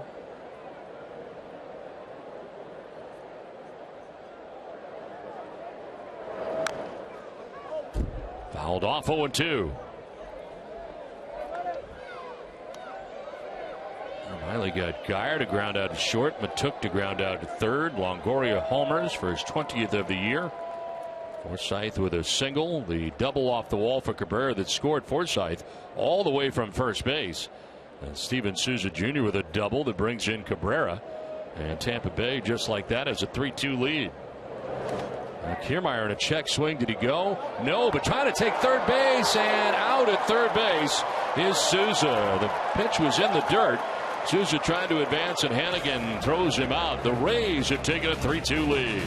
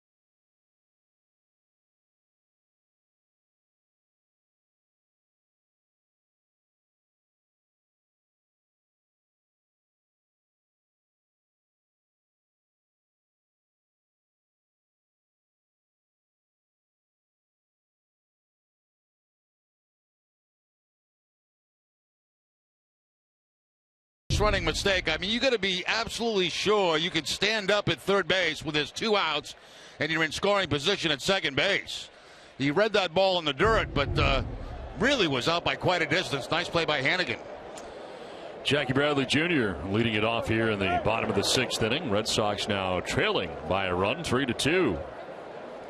Bradley's second look at Erasmo Ramirez, and grounded out to first base in the 3rd inning. They're stacked up on the right side, and a shift in the infield for Tampa Bay. On a strike now to Bradley. There is that shift. Outfield about straight away on the Red Sox center fielder.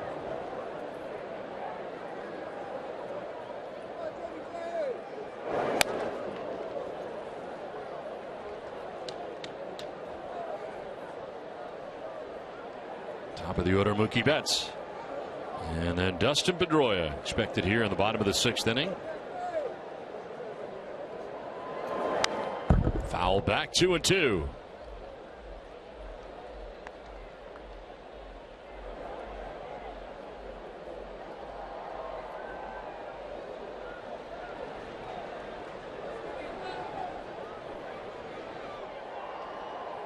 Only one hit for the Red Sox since the 1st inning. As Ramirez really settled into this outing very nicely. That hit, David Ortiz's single to right. Only have 3 in the game. 2 came in the 1st inning, including the 2-run home run by David Ortiz.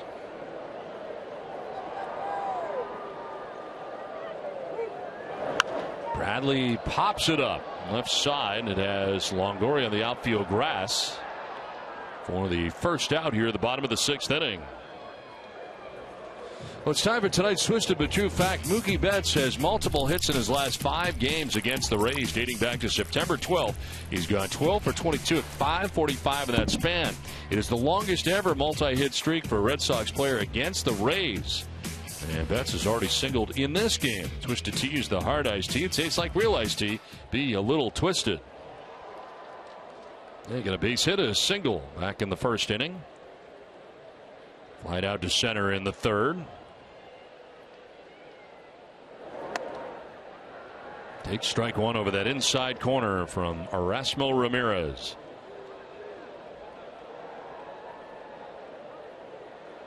Five in a row retired by Ramirez.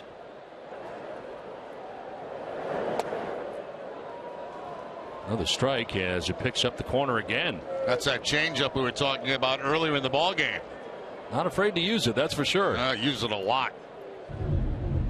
Time keeps it down and in on Mookie Betts. I'm not sure that's where he wanted it, but got the strike.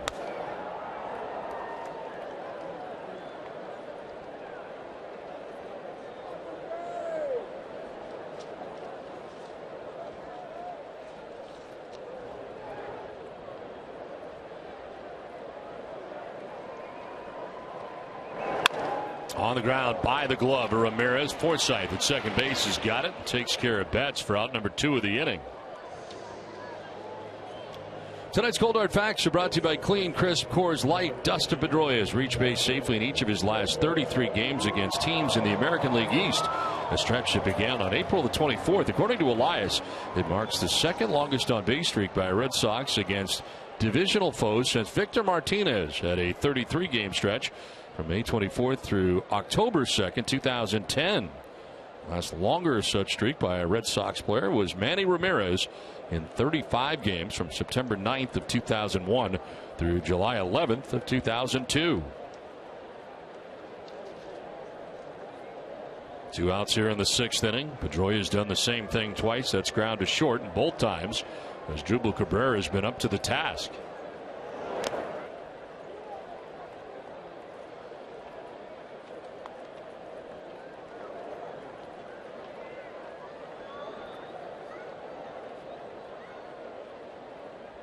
Ramirez has been pretty efficient. He's only reached 100 pitches twice this season. As that one is strike, and right now with his next pitch being his 75th of his outing.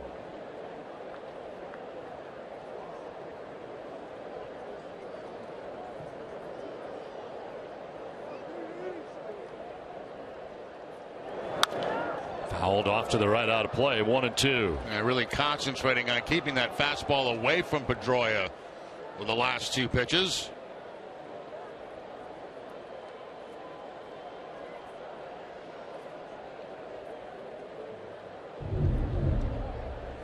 Outside part of the plate. Dustin fouling it off down that first base way.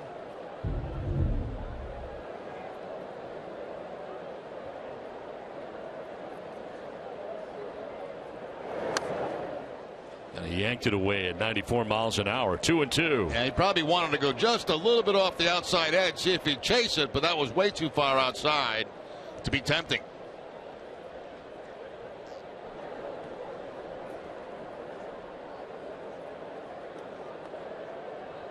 And going to the changeup. And it's grounded foul outside of third.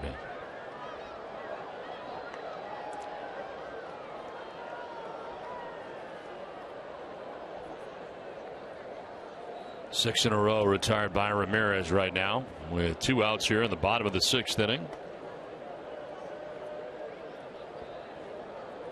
He's had 3 1-2-3 innings in his outing.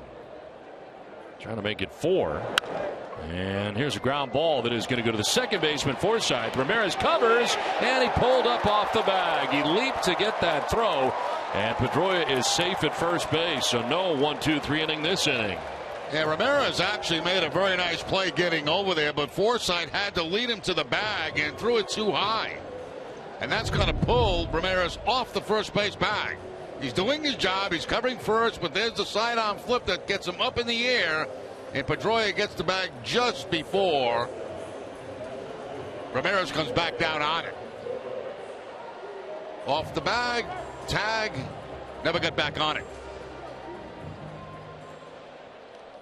That's a ball with Schaefer, I think, with a little more experience at first base, would have just left for his second baseman instead of biting for it.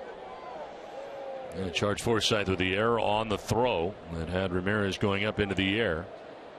Gives Xander Bogaerts a chance with 2 down in the inning.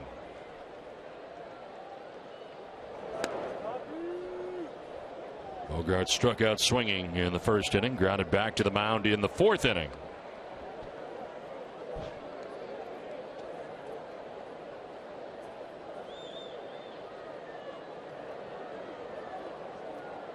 And there are the first miscue for either side in this game.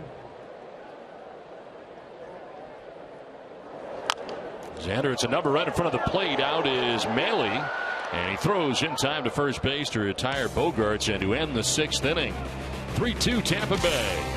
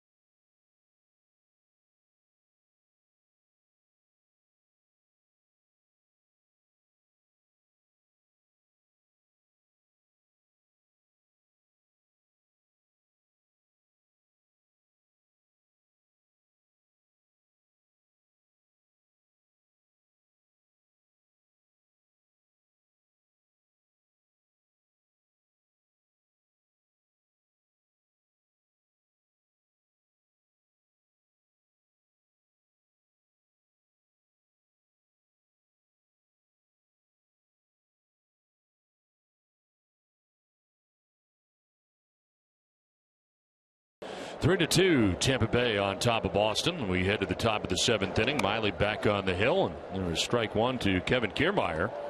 Running up to show bunt, but takes the strike. Kiermaier has walked and lined out to second base.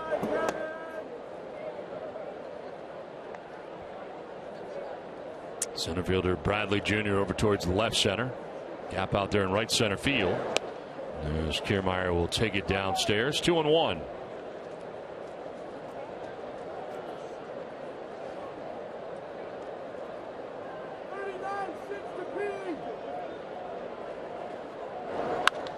High drive to right field for Kiermaier. He got a lot of this, and that ball is gone into the seats.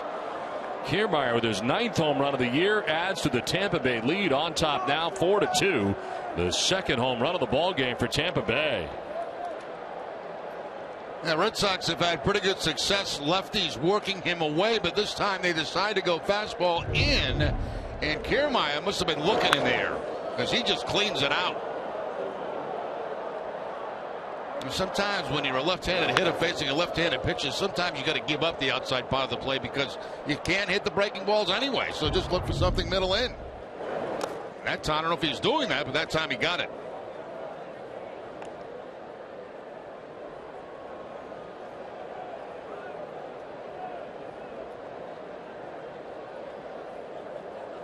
Richie Schaefer now the batter. There's a ground ball down the first base line. Shaw's got it. He will take it to the bag himself for the first out of the inning. Red Sox have action in the pen. Heath Hembree is up. Seems like lately he has been the first guy up every night. Luke Maile coming up here for Tampa Bay, the catcher.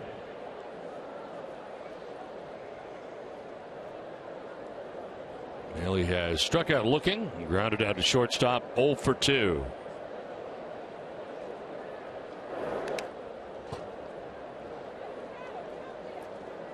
So Maile gave up 3 runs in the 6th inning, a run here in the 7th, after 5 shutout innings in his outing.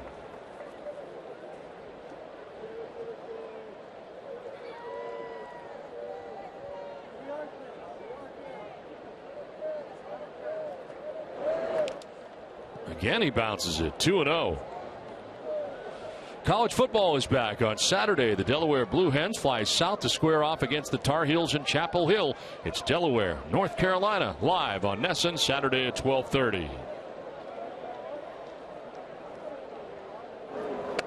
Swing and a miss that time, and it's 2-1. He stayed down. Yeah, good changeup that time by Maile. No fastball for Maile in the 2-0 count. Pitch number 100 coming up here for Wade Miley, up over his average. 2-2.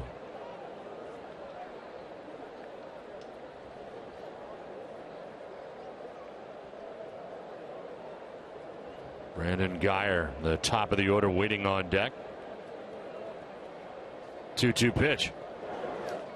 That'll bounce in for ball 3.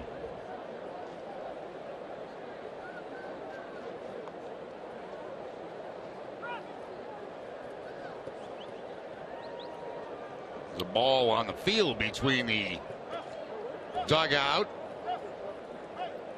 I don't think anybody can see it right now except Rocco Baldelli. Now Chris has got it. Now he does it. 3-2 pitch, line towards left center field, and this is into the alley. Back to the track and the wall as Maile is headed for second base standing, has himself a double. He had been 1 for his last 21, has got himself a 1-out double. It's time for a game break brought to you by Jordan's Furniture, the store of the Boston Red Sox. Let's check in with Tom.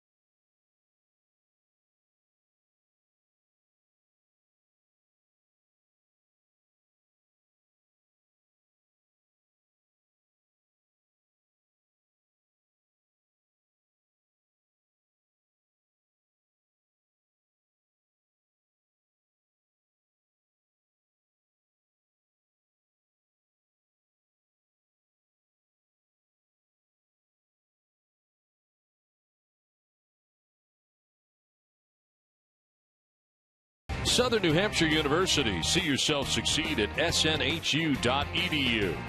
Your local New England Ford dealers. And by the Scion TC. Back at Fenway Park with the Rays on top 4-2. One out in the 7th inning. This call to the bullpen brought to you by Kia.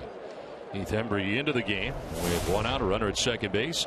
His 17th appearance, 1-0 with a 3.86 earned run average, 12 strikeouts, 5 walks, and opponents hitting at .250 against Hembree. Miley's still responsible for the runner at second, and Luke Maile, and really pitched well through the first 5, but the last 2 innings certainly have been much different. And the Rays able to score 4 times in the last 2 innings against him, including 2 home runs, one by Longoria and one by Kiermaier. A lot of extra base hits against him tonight. Doubles, 4 doubles, and a couple of home runs. Actually, 5 doubles, I guess. I think I'm right with 5. Bunt showing, and it is dropped foul down the third baseline.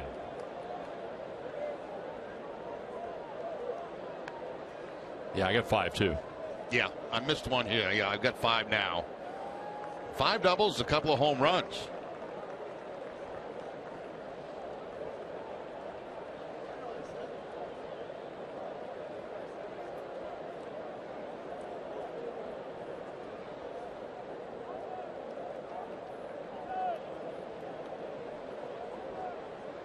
Kiermaier one of the home runs he's allowed, Longoria the other.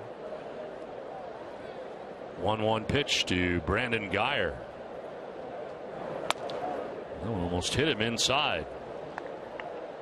Hembree faced 5 batters in the 7th inning on Monday night against these Tampa Bay Rays. 2/3 of an inning, walked 2, one intentionally.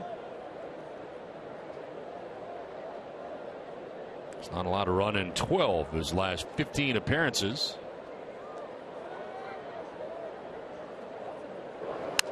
On the ground towards second base, Pedroia will go to first for the out there. On to third goes Maile with now 2 down in the inning.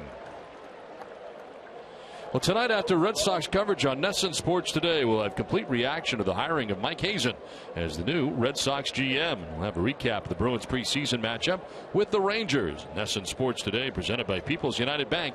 See what know-how can do. Got a pinch hitter coming up here for Tampa Bay. Mike Matuk will be pinch hit by John Jaso. Jaso has either started a game or come into the game in this fashion here as a pinch hitter in every game so far in the series. And again out to talk to Hembree here as they prepare to deal with a pinch hitter. Took the DH tonight, had been 0 for 3 before being pinch hit for here in the 7th inning. And as usual, the Red Sox will go into the shift right now with Jaso up, expecting him to pull the ball, especially if it's on the ground. And a 2-run double here yesterday. 45 games against the Red Sox. He's hit at .298. 5 for 14 as a pinch hitter, 357. Of course, with that unusual start. Tried to hold up. Goes around. Home plate umpire John Hirschbeck said he went 0-1.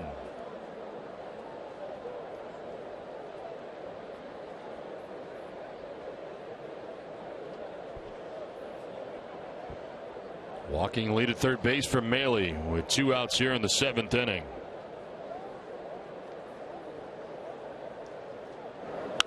Jaso lines it, and it's caught by Xander Bogaerts in the shift on the right side of the infield. Home run for Kiermaier. It's 4-2 Rays. Let's check out the updated box score.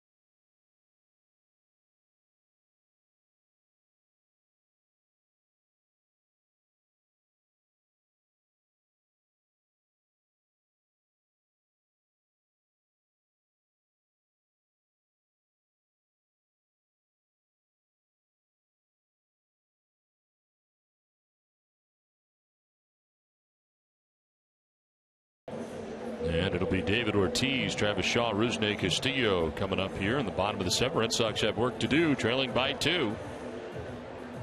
David Ortiz homered in the 1st inning. Single to right in the 4th inning. Home run, a 2-run shot, his 36th of the year. RBI is 100 and 101. And home run number 502 of his career.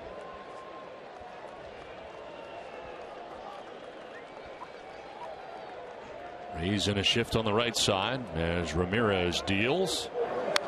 And it's fouled back for strike 1.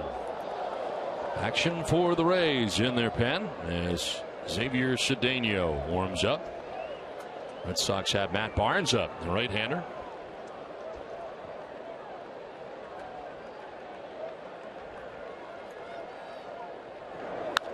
Line foul. That's 2 real good swings by David Ortiz. But quickly down, no balls and 2 strikes. It's only 82 pitches for Ramirez on the night.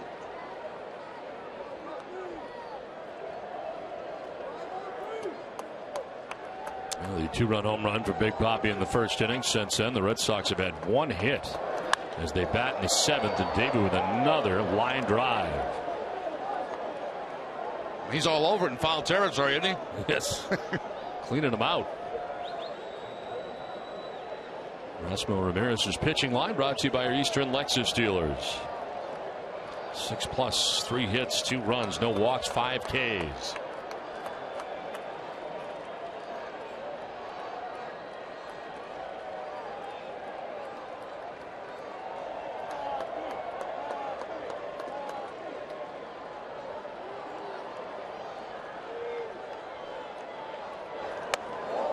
Up and in, grabbing the attention of Ortiz. 1-2. No balls, 2 strikes going inside on Ortiz, up around the letters. Little purpose pitch on an 0-2 count.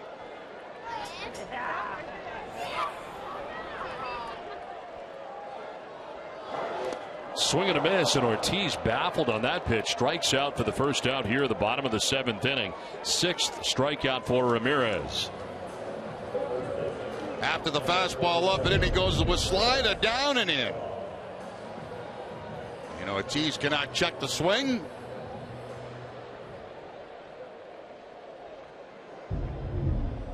One down in the 7th inning for Travis Shaw. Shaw has struck out and grounded into a double play tonight. 0 for 2.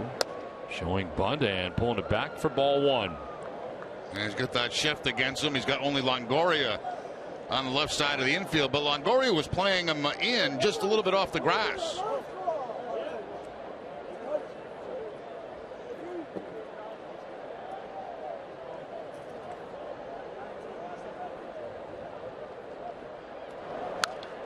Grounder foul again. Individual game tickets are available for all Bruins home games throughout the season, with a schedule filled of must-see matchups. You won't want to miss out on the action and excitement of Bruins hockey. To purchase tickets, visit bostonbruins.com or the Bruins mobile app. Popped up foul ground. That will reach the seats right in behind the Rays dugout and then trickle into it. And a new bat for Travis Shaw. That was right toward the end of the bat, and you could hear the sound of the cracked bat.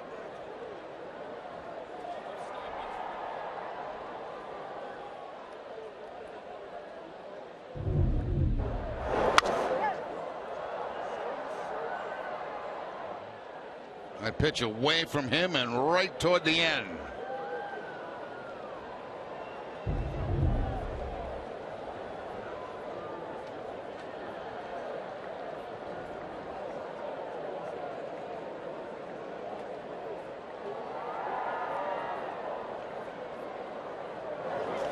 One-two pitch in the dirt, and it is 2-2 now to Shaw. Ramirez has not walked anybody in tonight's game. 6 strikeouts along the way. Comes in with a record of 10-6. 26th start of the year for the Rays right-hander. Shaw lifts a fly ball to right field, playable for Souza. Handles out number 2 of the 7th inning.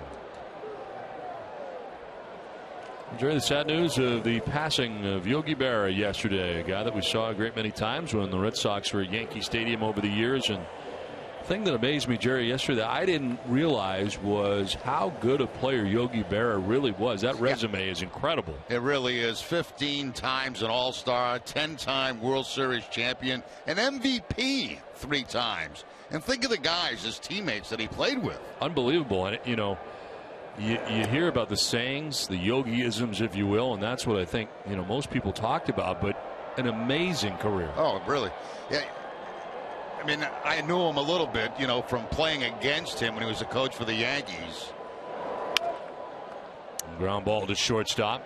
Cabrera to first for the out that will end the 7th inning. It's 4-2 Tampa Bay at the end of 7.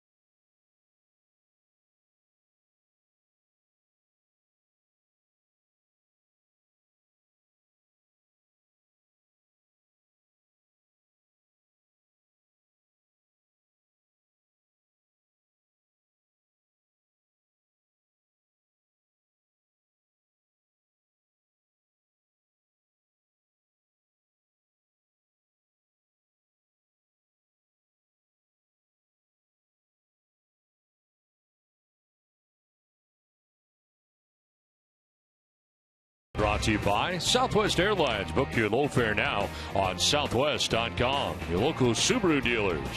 And by Sullivan Tire and Auto Service. Thank you, New England, for 60 great years. 4-2 Tampa Bay on top of Boston as we head to the 8th. 3 home runs in the game tonight. One by the Red Sox. David Ortiz going to the opposite field on a changeup into the monster seats. Evan Longoria picking up his 20th home run of the season. That coming in the 6th inning, and in the 7th, Kiermaier on an inside fastball turns on it, and he picks up his 9th home run of the season. Now Matt Barnes into the game here for Boston, ready to work to Evan Longoria. Breaking ball bouncing in. Barnes' 28th appearance, 3-4 with a 6.14 earned run average. 36 2/3 innings, and in those innings 35 strikeouts. Bone sitting at 325 against Barnes. The pitch on the outside corner for a strike, and it's 1-1. Longoria in the game tonight has struck out, doubled, and last time up hit his 20th home run of the year. Got the Rays scoring started with that home run back in the 6th inning.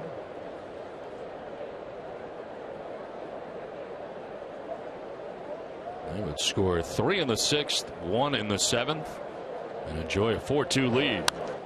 Longoria spraying it foul off to the right, out of play.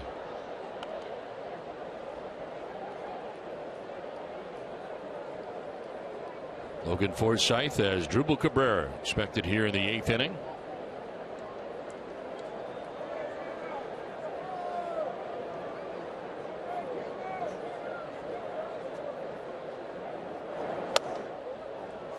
Action for the Rays in the pen as Alex Colomé, the right-hander, up.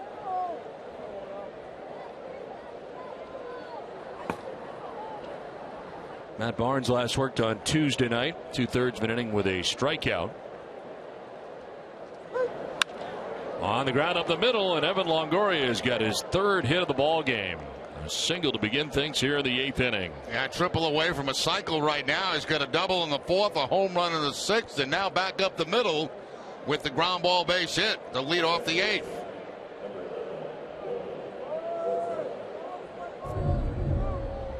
Takes that fastball from Bonds and drives it right up the middle past Bogaerts.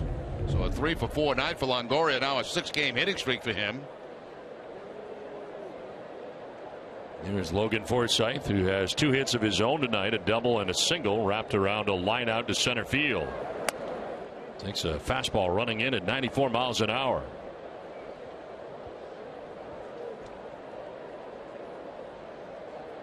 Four runs, 9 hits, an error for the Rays. 2 runs, 3 hits, no errors for Boston.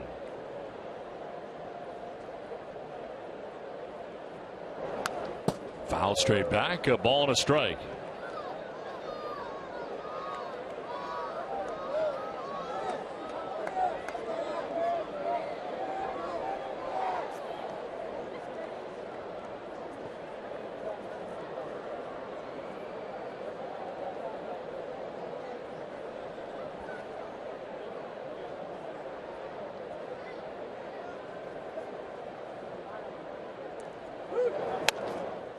A little bit high, framed there by Hannigan. And Hannigan just holding the ball right where he received it. Thought he had a strike, but a little bit high for John Hirschbeck, who is the home plate umpire tonight.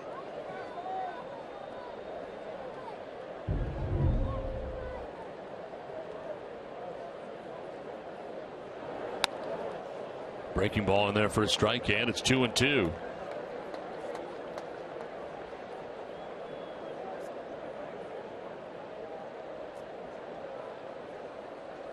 Miley went 6 1/3, giving up the 4 runs the Rays have. Hembree 2/3 of an inning. Now Barnes here starting the 8th inning with a base hit by Longoria. Now Forsythe fouls it back, still 2-2.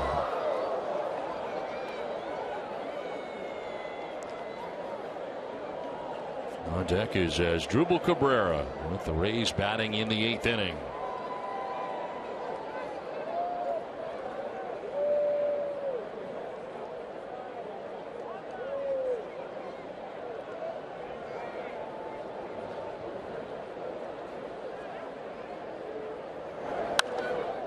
Foul down the right field line, out of play. No one does back to school season like Tanger Outlets at Foxwoods. It's your chance to shop over 100 of your favorite brands at a discount. Foxwoods, the official casino and resort of the Boston Red Sox. Visit foxwoods.com to learn more.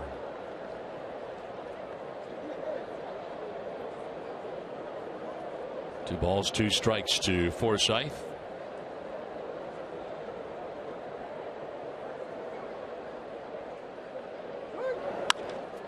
Up the middle as Pedroia will touch second base himself and fire to first for a double play. Nicely done there by Dustin. Took it upon himself to get to the bag and then fire to first to complete the DP. Yeah, sometimes you just feel it. You know you're close to the bag, and it's a little bit easier for you to go take it yourself. Under the glove of Barnes, and he's got the umpire there also he has to deal with. So Pedroia sprinting across the bag, throwing on the run, and picking up the double play. Nice play by Dustin. That's a lot of stuff there. The glove, the umpire, and then the ground ball coming to you. And Longoria running at you. Yeah. So 2 down here in the 8th, and it brings up Asdrubal Cabrera. He is fly to right, grounded out to third, doubled, and driven in a run. And it takes it the other way. Red Sox trying to shift on the right side, so it's a base hit into left field. And has his second base hit of the night. A double last time up in the 6th inning to drive in a run. Now he gets the curveball from Barnes and serves it into left field for the base hit. That's good hitting right there. That's not a bad pitch. It's down and away from Cabrera, but he does a real good job putting it on the line of left field. Carl Willis headed out there with 2 down, a runner at first base, and Steven Souza will be next. Red Sox do have further action in the pen. The left-hander Tommy Lane. This will be his first warm-up toss. So he has just gotten up. Now stay tuned for a Red Sox final presented by Uno's. TC Steve Lyons and Tim Wakefield will preview the Red Sox last home series against the Orioles. Orioles coming in tomorrow night, Friday, Saturday, and Sunday, 7, 4, and 1:30. Rich Hill against Kevin Gausman here tomorrow night in Game 1 of the series.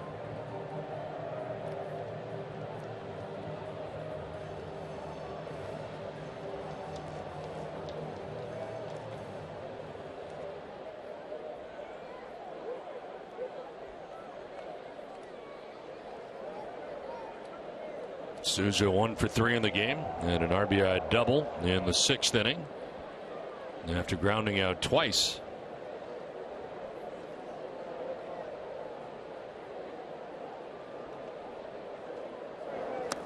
Swing and a miss. Cabrera at first base will run occasionally. 6 steals on the season, but caught 3 times.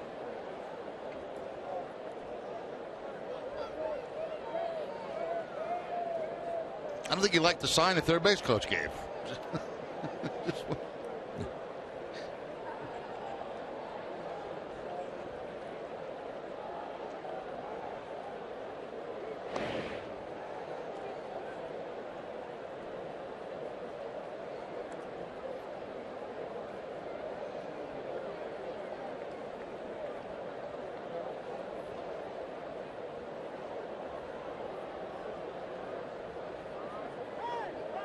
Time called. Just holding the baseball is Barnes.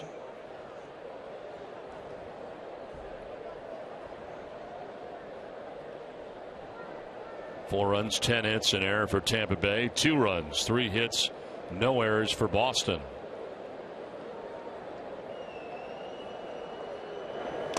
Swinging a foul tip, and Barnes jumps ahead 0-2. Nothing too fancy there. Just a 95-mile-an-hour fastball right down the middle. Yeah, very good velocity for Barnes on that pitch.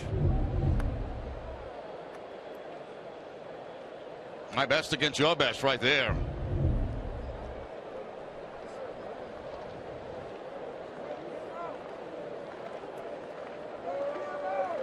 For the first, and back to the bag is Cabrera again.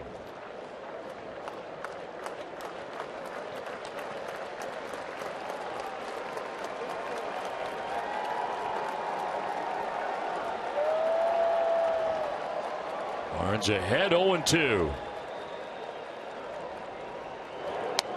And that's on the corner for strike 3. First strikeout for Barnes ends the top of the 8th. Tampa Bay on top 4-2.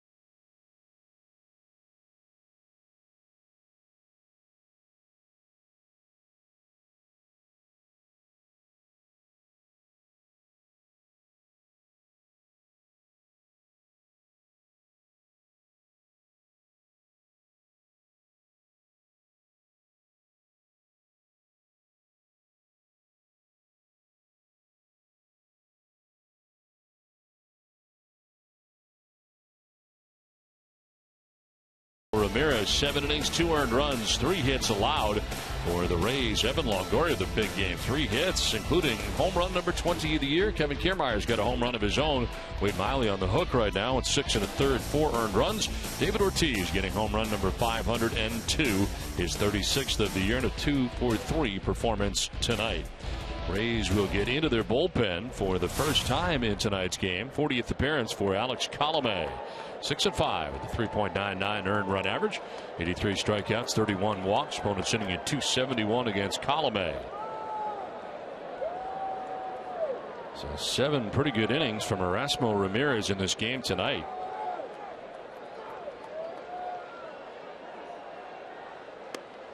Pitch in there for strike 1 to Brock Holt from Alex Colomé. Holt 0 for 2. He's grounded out to second on 2 occasions. Out on deck for Hannigan is Blake Swihart to pinch hit.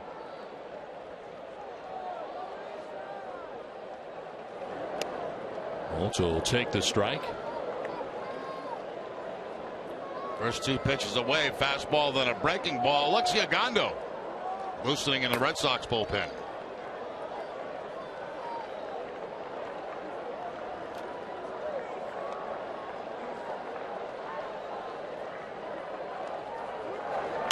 Holt fouls it off. They had made a scoring change earlier in the game. Pedroia reached on an error committed by Forsythe on a throw to Erasmo Ramirez. They have now given Pedroia a base hit.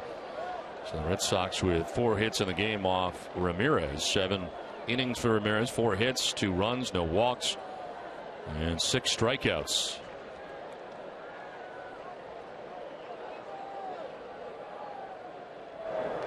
In the dirt for ball 1, 1-2.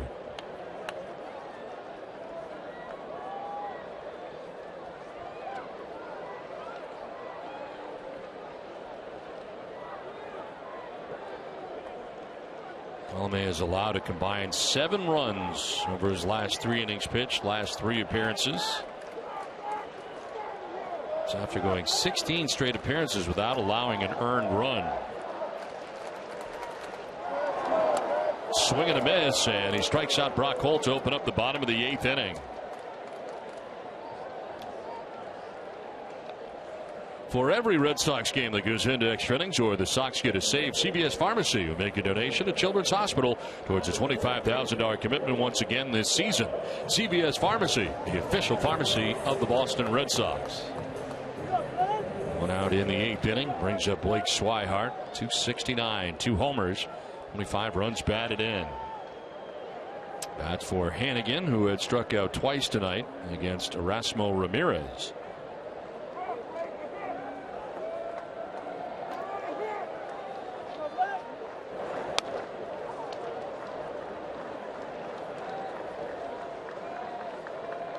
Swihart 0 for 7 in the series against Tampa Bay.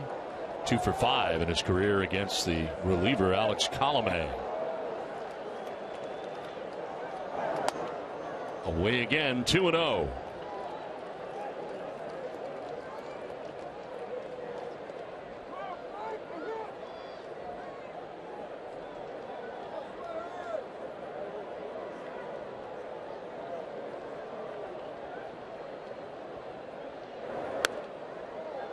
Takes the strike over the inside corner.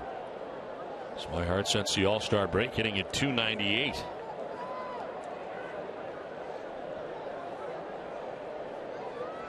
Jackie Bradley Jr. waiting on deck. 1 out here in the last of the 8th inning. Up the middle, and there is Asdrubal Cabrera, the shortstop, with a bit of a shift on. He was positioned perfectly as it turned out, and Swihart is retired 6-3, 2 down. A little different type of shift where he's basically behind the second base bag, as you can see right there. Not really pulled over all that much. And that ball almost hit the bag. If that hits the bag, it obviously bounces up over his head for a base hit. Not the case. Cabrera applauding his dugout for positioning him the right way. All about the defensive alignment. Yes. Nicely done to his coaching staff. 2 down for Jackie Bradley Jr. So the scouting reports do work. Oh, yeah, they do.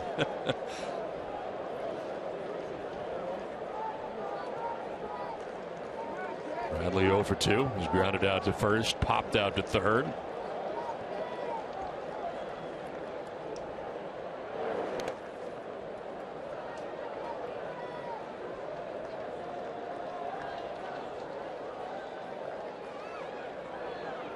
Bradley has now started 47 of the last 50 Red Sox games since being called up from AAA Pawtucket on July 29th. Most of those starts coming in right field, and now getting more reps in center. On the ground with a shift on, that'll get through into left center field. Jackie Bradley Jr. has got himself a 2-out base hit. Well, let's see if Cabrera gives him the thumbs down on this one, because that time Jackie Bradley defeats the shift.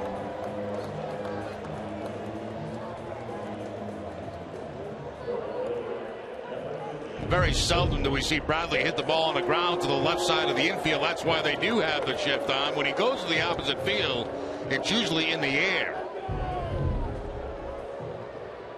Picks up the base hit there, breaks up an 0 for 13. Now 2 down. Bradley Jr. at first base brings up Mookie Betts. Mookie hitting at .407 in the month of September.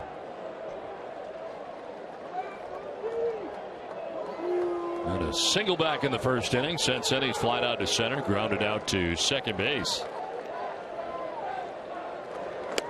And a swing and a miss for strike one.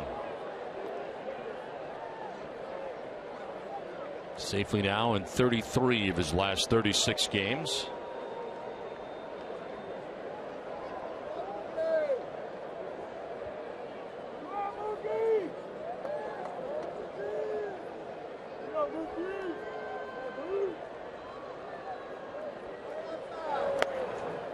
Going away, 1-1.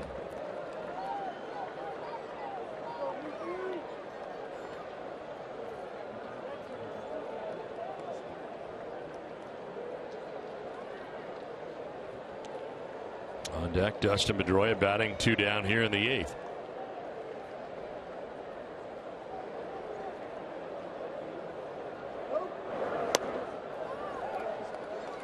Right now, Ace Ticket has your tickets to all Boston Bruins, Boston Celtics, and New England Patriots games. Visit aceticket.com for the best seats at the best prices. Ace Ticket, it's more than a ticket.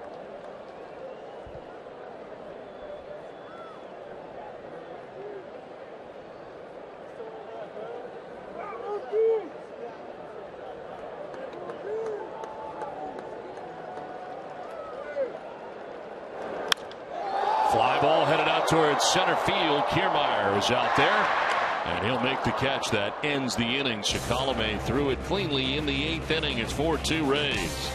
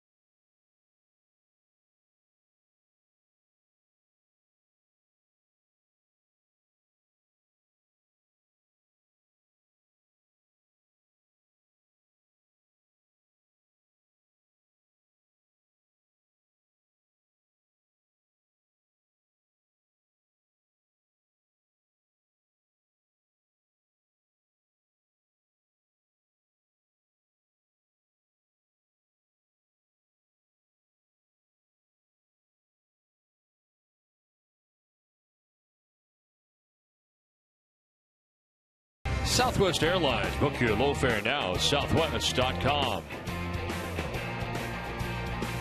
Back at Fenway Park, where the Tampa Bay Rays have a 4-2 lead over the Red Sox. To the ninth inning we go.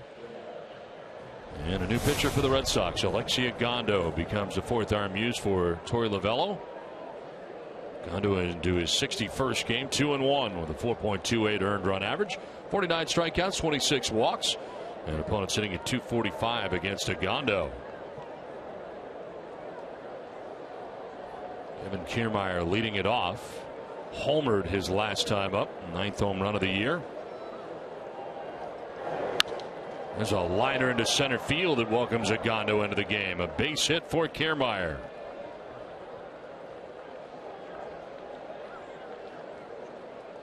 Tomorrow at 6, don't miss Red Sox first pitch presented by Joseph Abboud, available at Men's Warehouse. TC, Steve Lyons, and Tim Wakefield to be joined by Red Sox chairman Tom Werner live on Yawkey Way.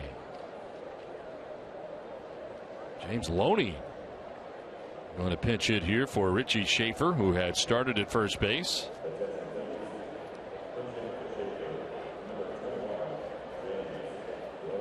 Rays have their closer getting ready, Brad Boxberger, who ended up having to come into the game to save it last night. Yeah, they didn't expect that last night, but no. Boxberger had to come in and close the game out. Kiermaier at first base with nobody out here in the ninth. We'll see how the Rays play it here. They have Loney pinch hit. Now, Kiermaier has base stealing speed. Gondo knows that and checks on him right away. 18 on the season, as you can see. Caught 4 times.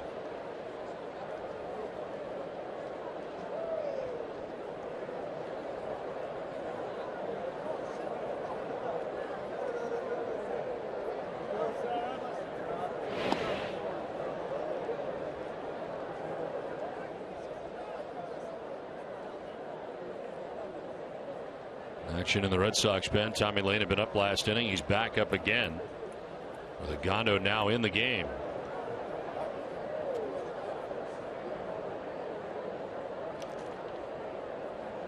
Sidearm toss to first, and back again is Kiermaier. Noe Ramirez has joined Tommy Lane, just started to warm up.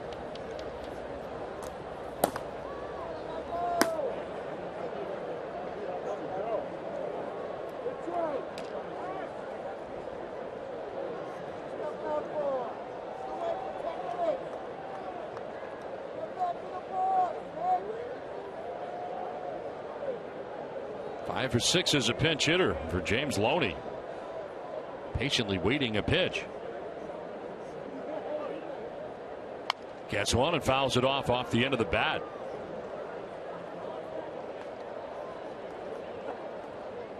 Saturday on Dining Playbook, Billy and Jenny visit a family-owned restaurant on the North Shore. Plus, Jenny cooks with the head chef at a popular restaurant in the North End.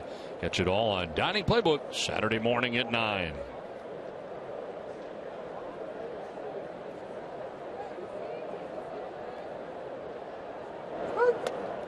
Very high for ball 1.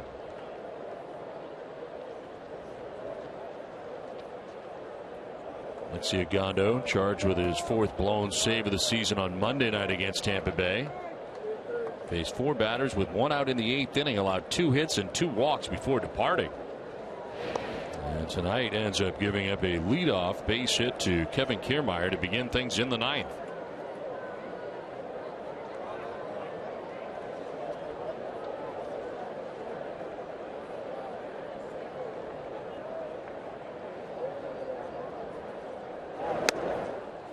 Will take a pitch down low and missed by a lot. 2-1. Well, looks a long stare in there by Gondo. Thought he had a strike at the bottom of the strike zone. Not called by John Hirschbeck. Thought it was too low.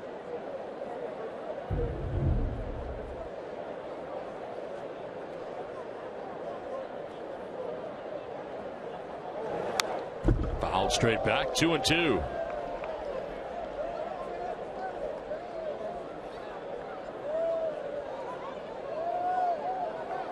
Luke Maile waiting on deck. Ace catcher. Tampa Bay trying to add on to a 2-run lead here to give Brad Boxberger a little bit more room which to breathe here, coming on for a bottom of the 9th inning that'll have Red Sox best coming up. Pedroia, Bogarts, and Ortiz expected in the bottom of the 9th.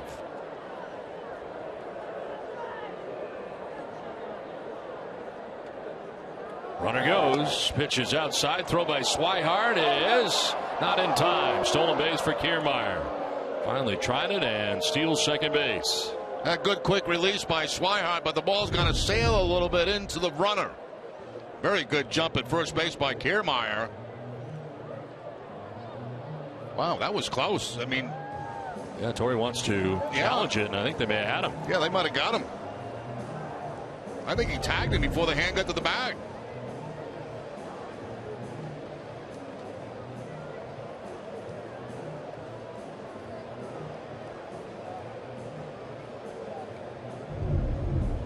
Take another look.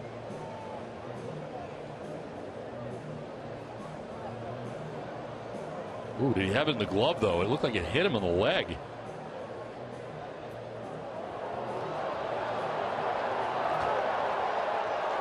Tough to see the baseball there, but I believe it's in the webbing of the glove. If it is, he's out. Ends up in the webbing of the glove, but it almost looked like it hit his leg first.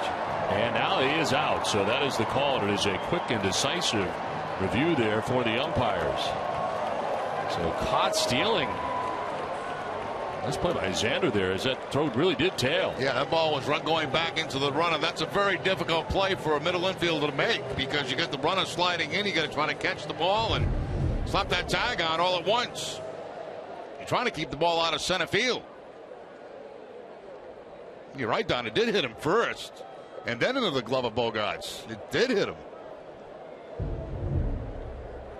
So 1 out. James Loney with a full count. And a swing and a miss as he strikes out. 2 down. So things looking up here. Went from having a runner at first and nobody out to 2 outs, and the base is empty.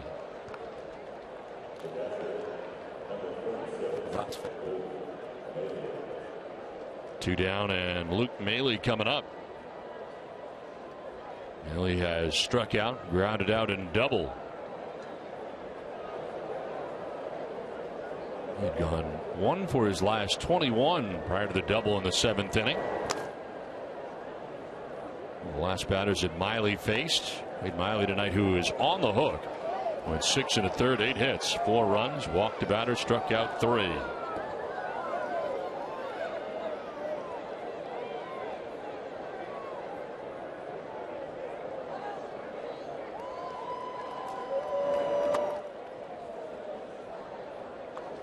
Another ball and another shake of the head by Agondo. Looked like a pretty good pitch. Yeah, changeup. He thought he had the inside corner. Catch a Swihart set up away, has to reach across, and that might have cost him the call right there.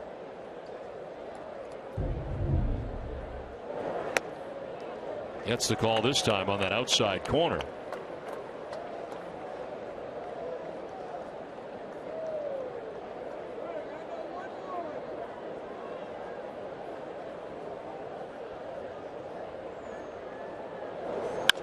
On the ground to shortstop. The high hop to Bogarts, and the top of the 9th is over. We head to the bottom of the 9th. Red Sox in need of 2 to tie.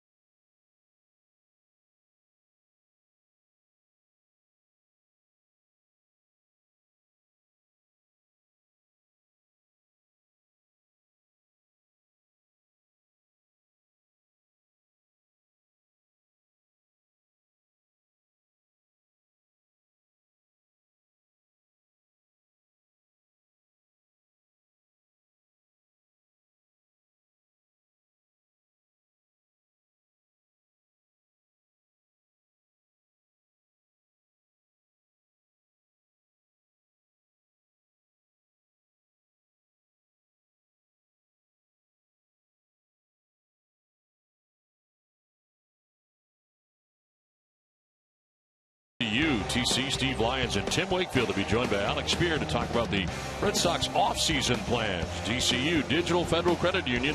What can DCU save you? Now we head to the bottom of the ninth inning. 4-2 Tampa Bay on top. And changes for the Rays. Loney, pinch hit for Schaefer, stays in the game at first base. The new pitcher, the closer, Brad Boxberger, into the game. Boxberger has had a very good season. 66 games, 4-10, a 3.81 earned run average, 37 out of 43 in save opportunities. Opponent sitting at 235 against Boxberger. Dustin Pedroia to lead it off here in the bottom of the ninth inning. Dustin 1 for 3, singled in the infield in the sixth inning. As he takes ball one. 0 for 3 with a strikeout against Boxberger. Boxberger's not allowed to run in 10 appearances against the Red Sox this season. 2-0 with 5 saves against Boston. This is cleaned out and fouled on the left field line. Out ahead of that was Pedroia. Got that fastball inside. That's where he likes it, but well out in front of it that time for Dustin.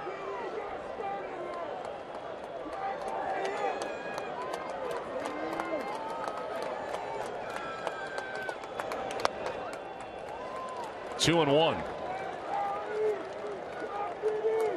Second the American League in saves, only behind the Angels' Houston Street, who has 40, and 37 for Boxberger.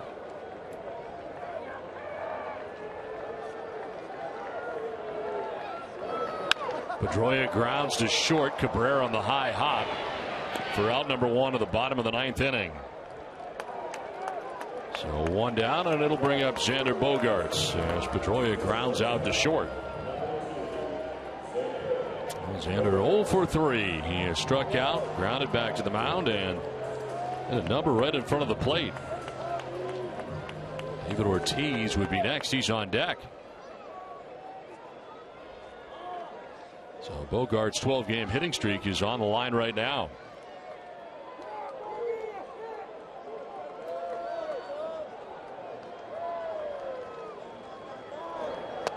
Xander will take the pitch that just missed inside.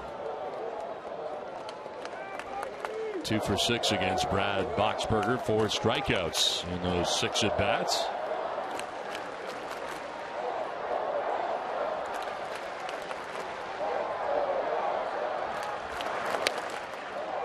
In there for a strike, 1-1.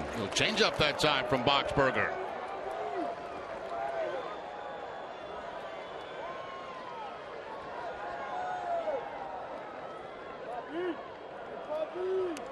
So you're going to try and double up on it.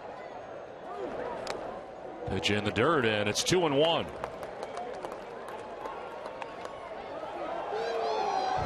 Once again, the changeup, but this time down in the dirt as he tried to go back to back with it.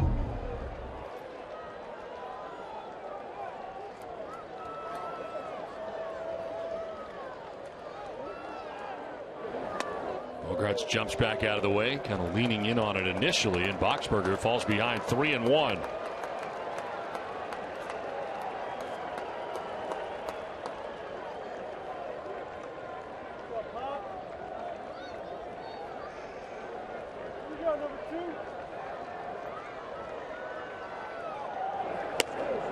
Ball 4, and Bogaerts draws a one-out walk, and the Red Sox will bring the tying run to the plate.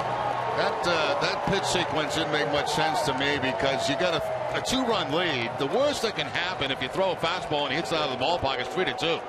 He messed around with 3 straight changeups and he ends up walking them, and now he brings Ortiz up the potential tying run.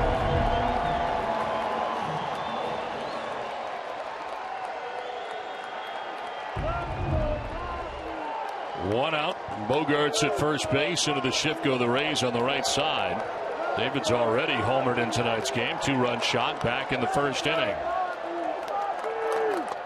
Ortiz will take one low.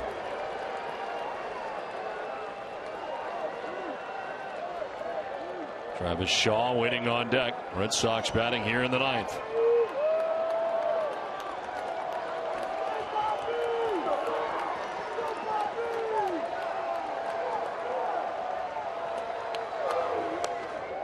Bunted down and in, and Ortiz jumping back out of the way. It's 2-0. Not even close on the 1-0 count. The fastball down and in. That was following the changeup in the very first pitch of the at-bat.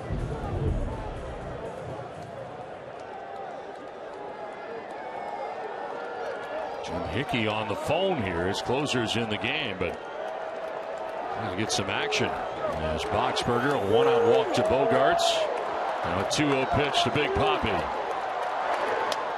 And Ortiz will take ball 3.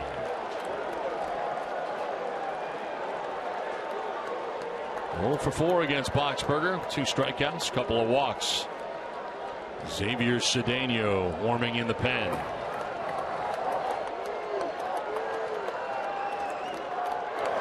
Ortiz takes on the 3-0 and takes a strike on the inside corner.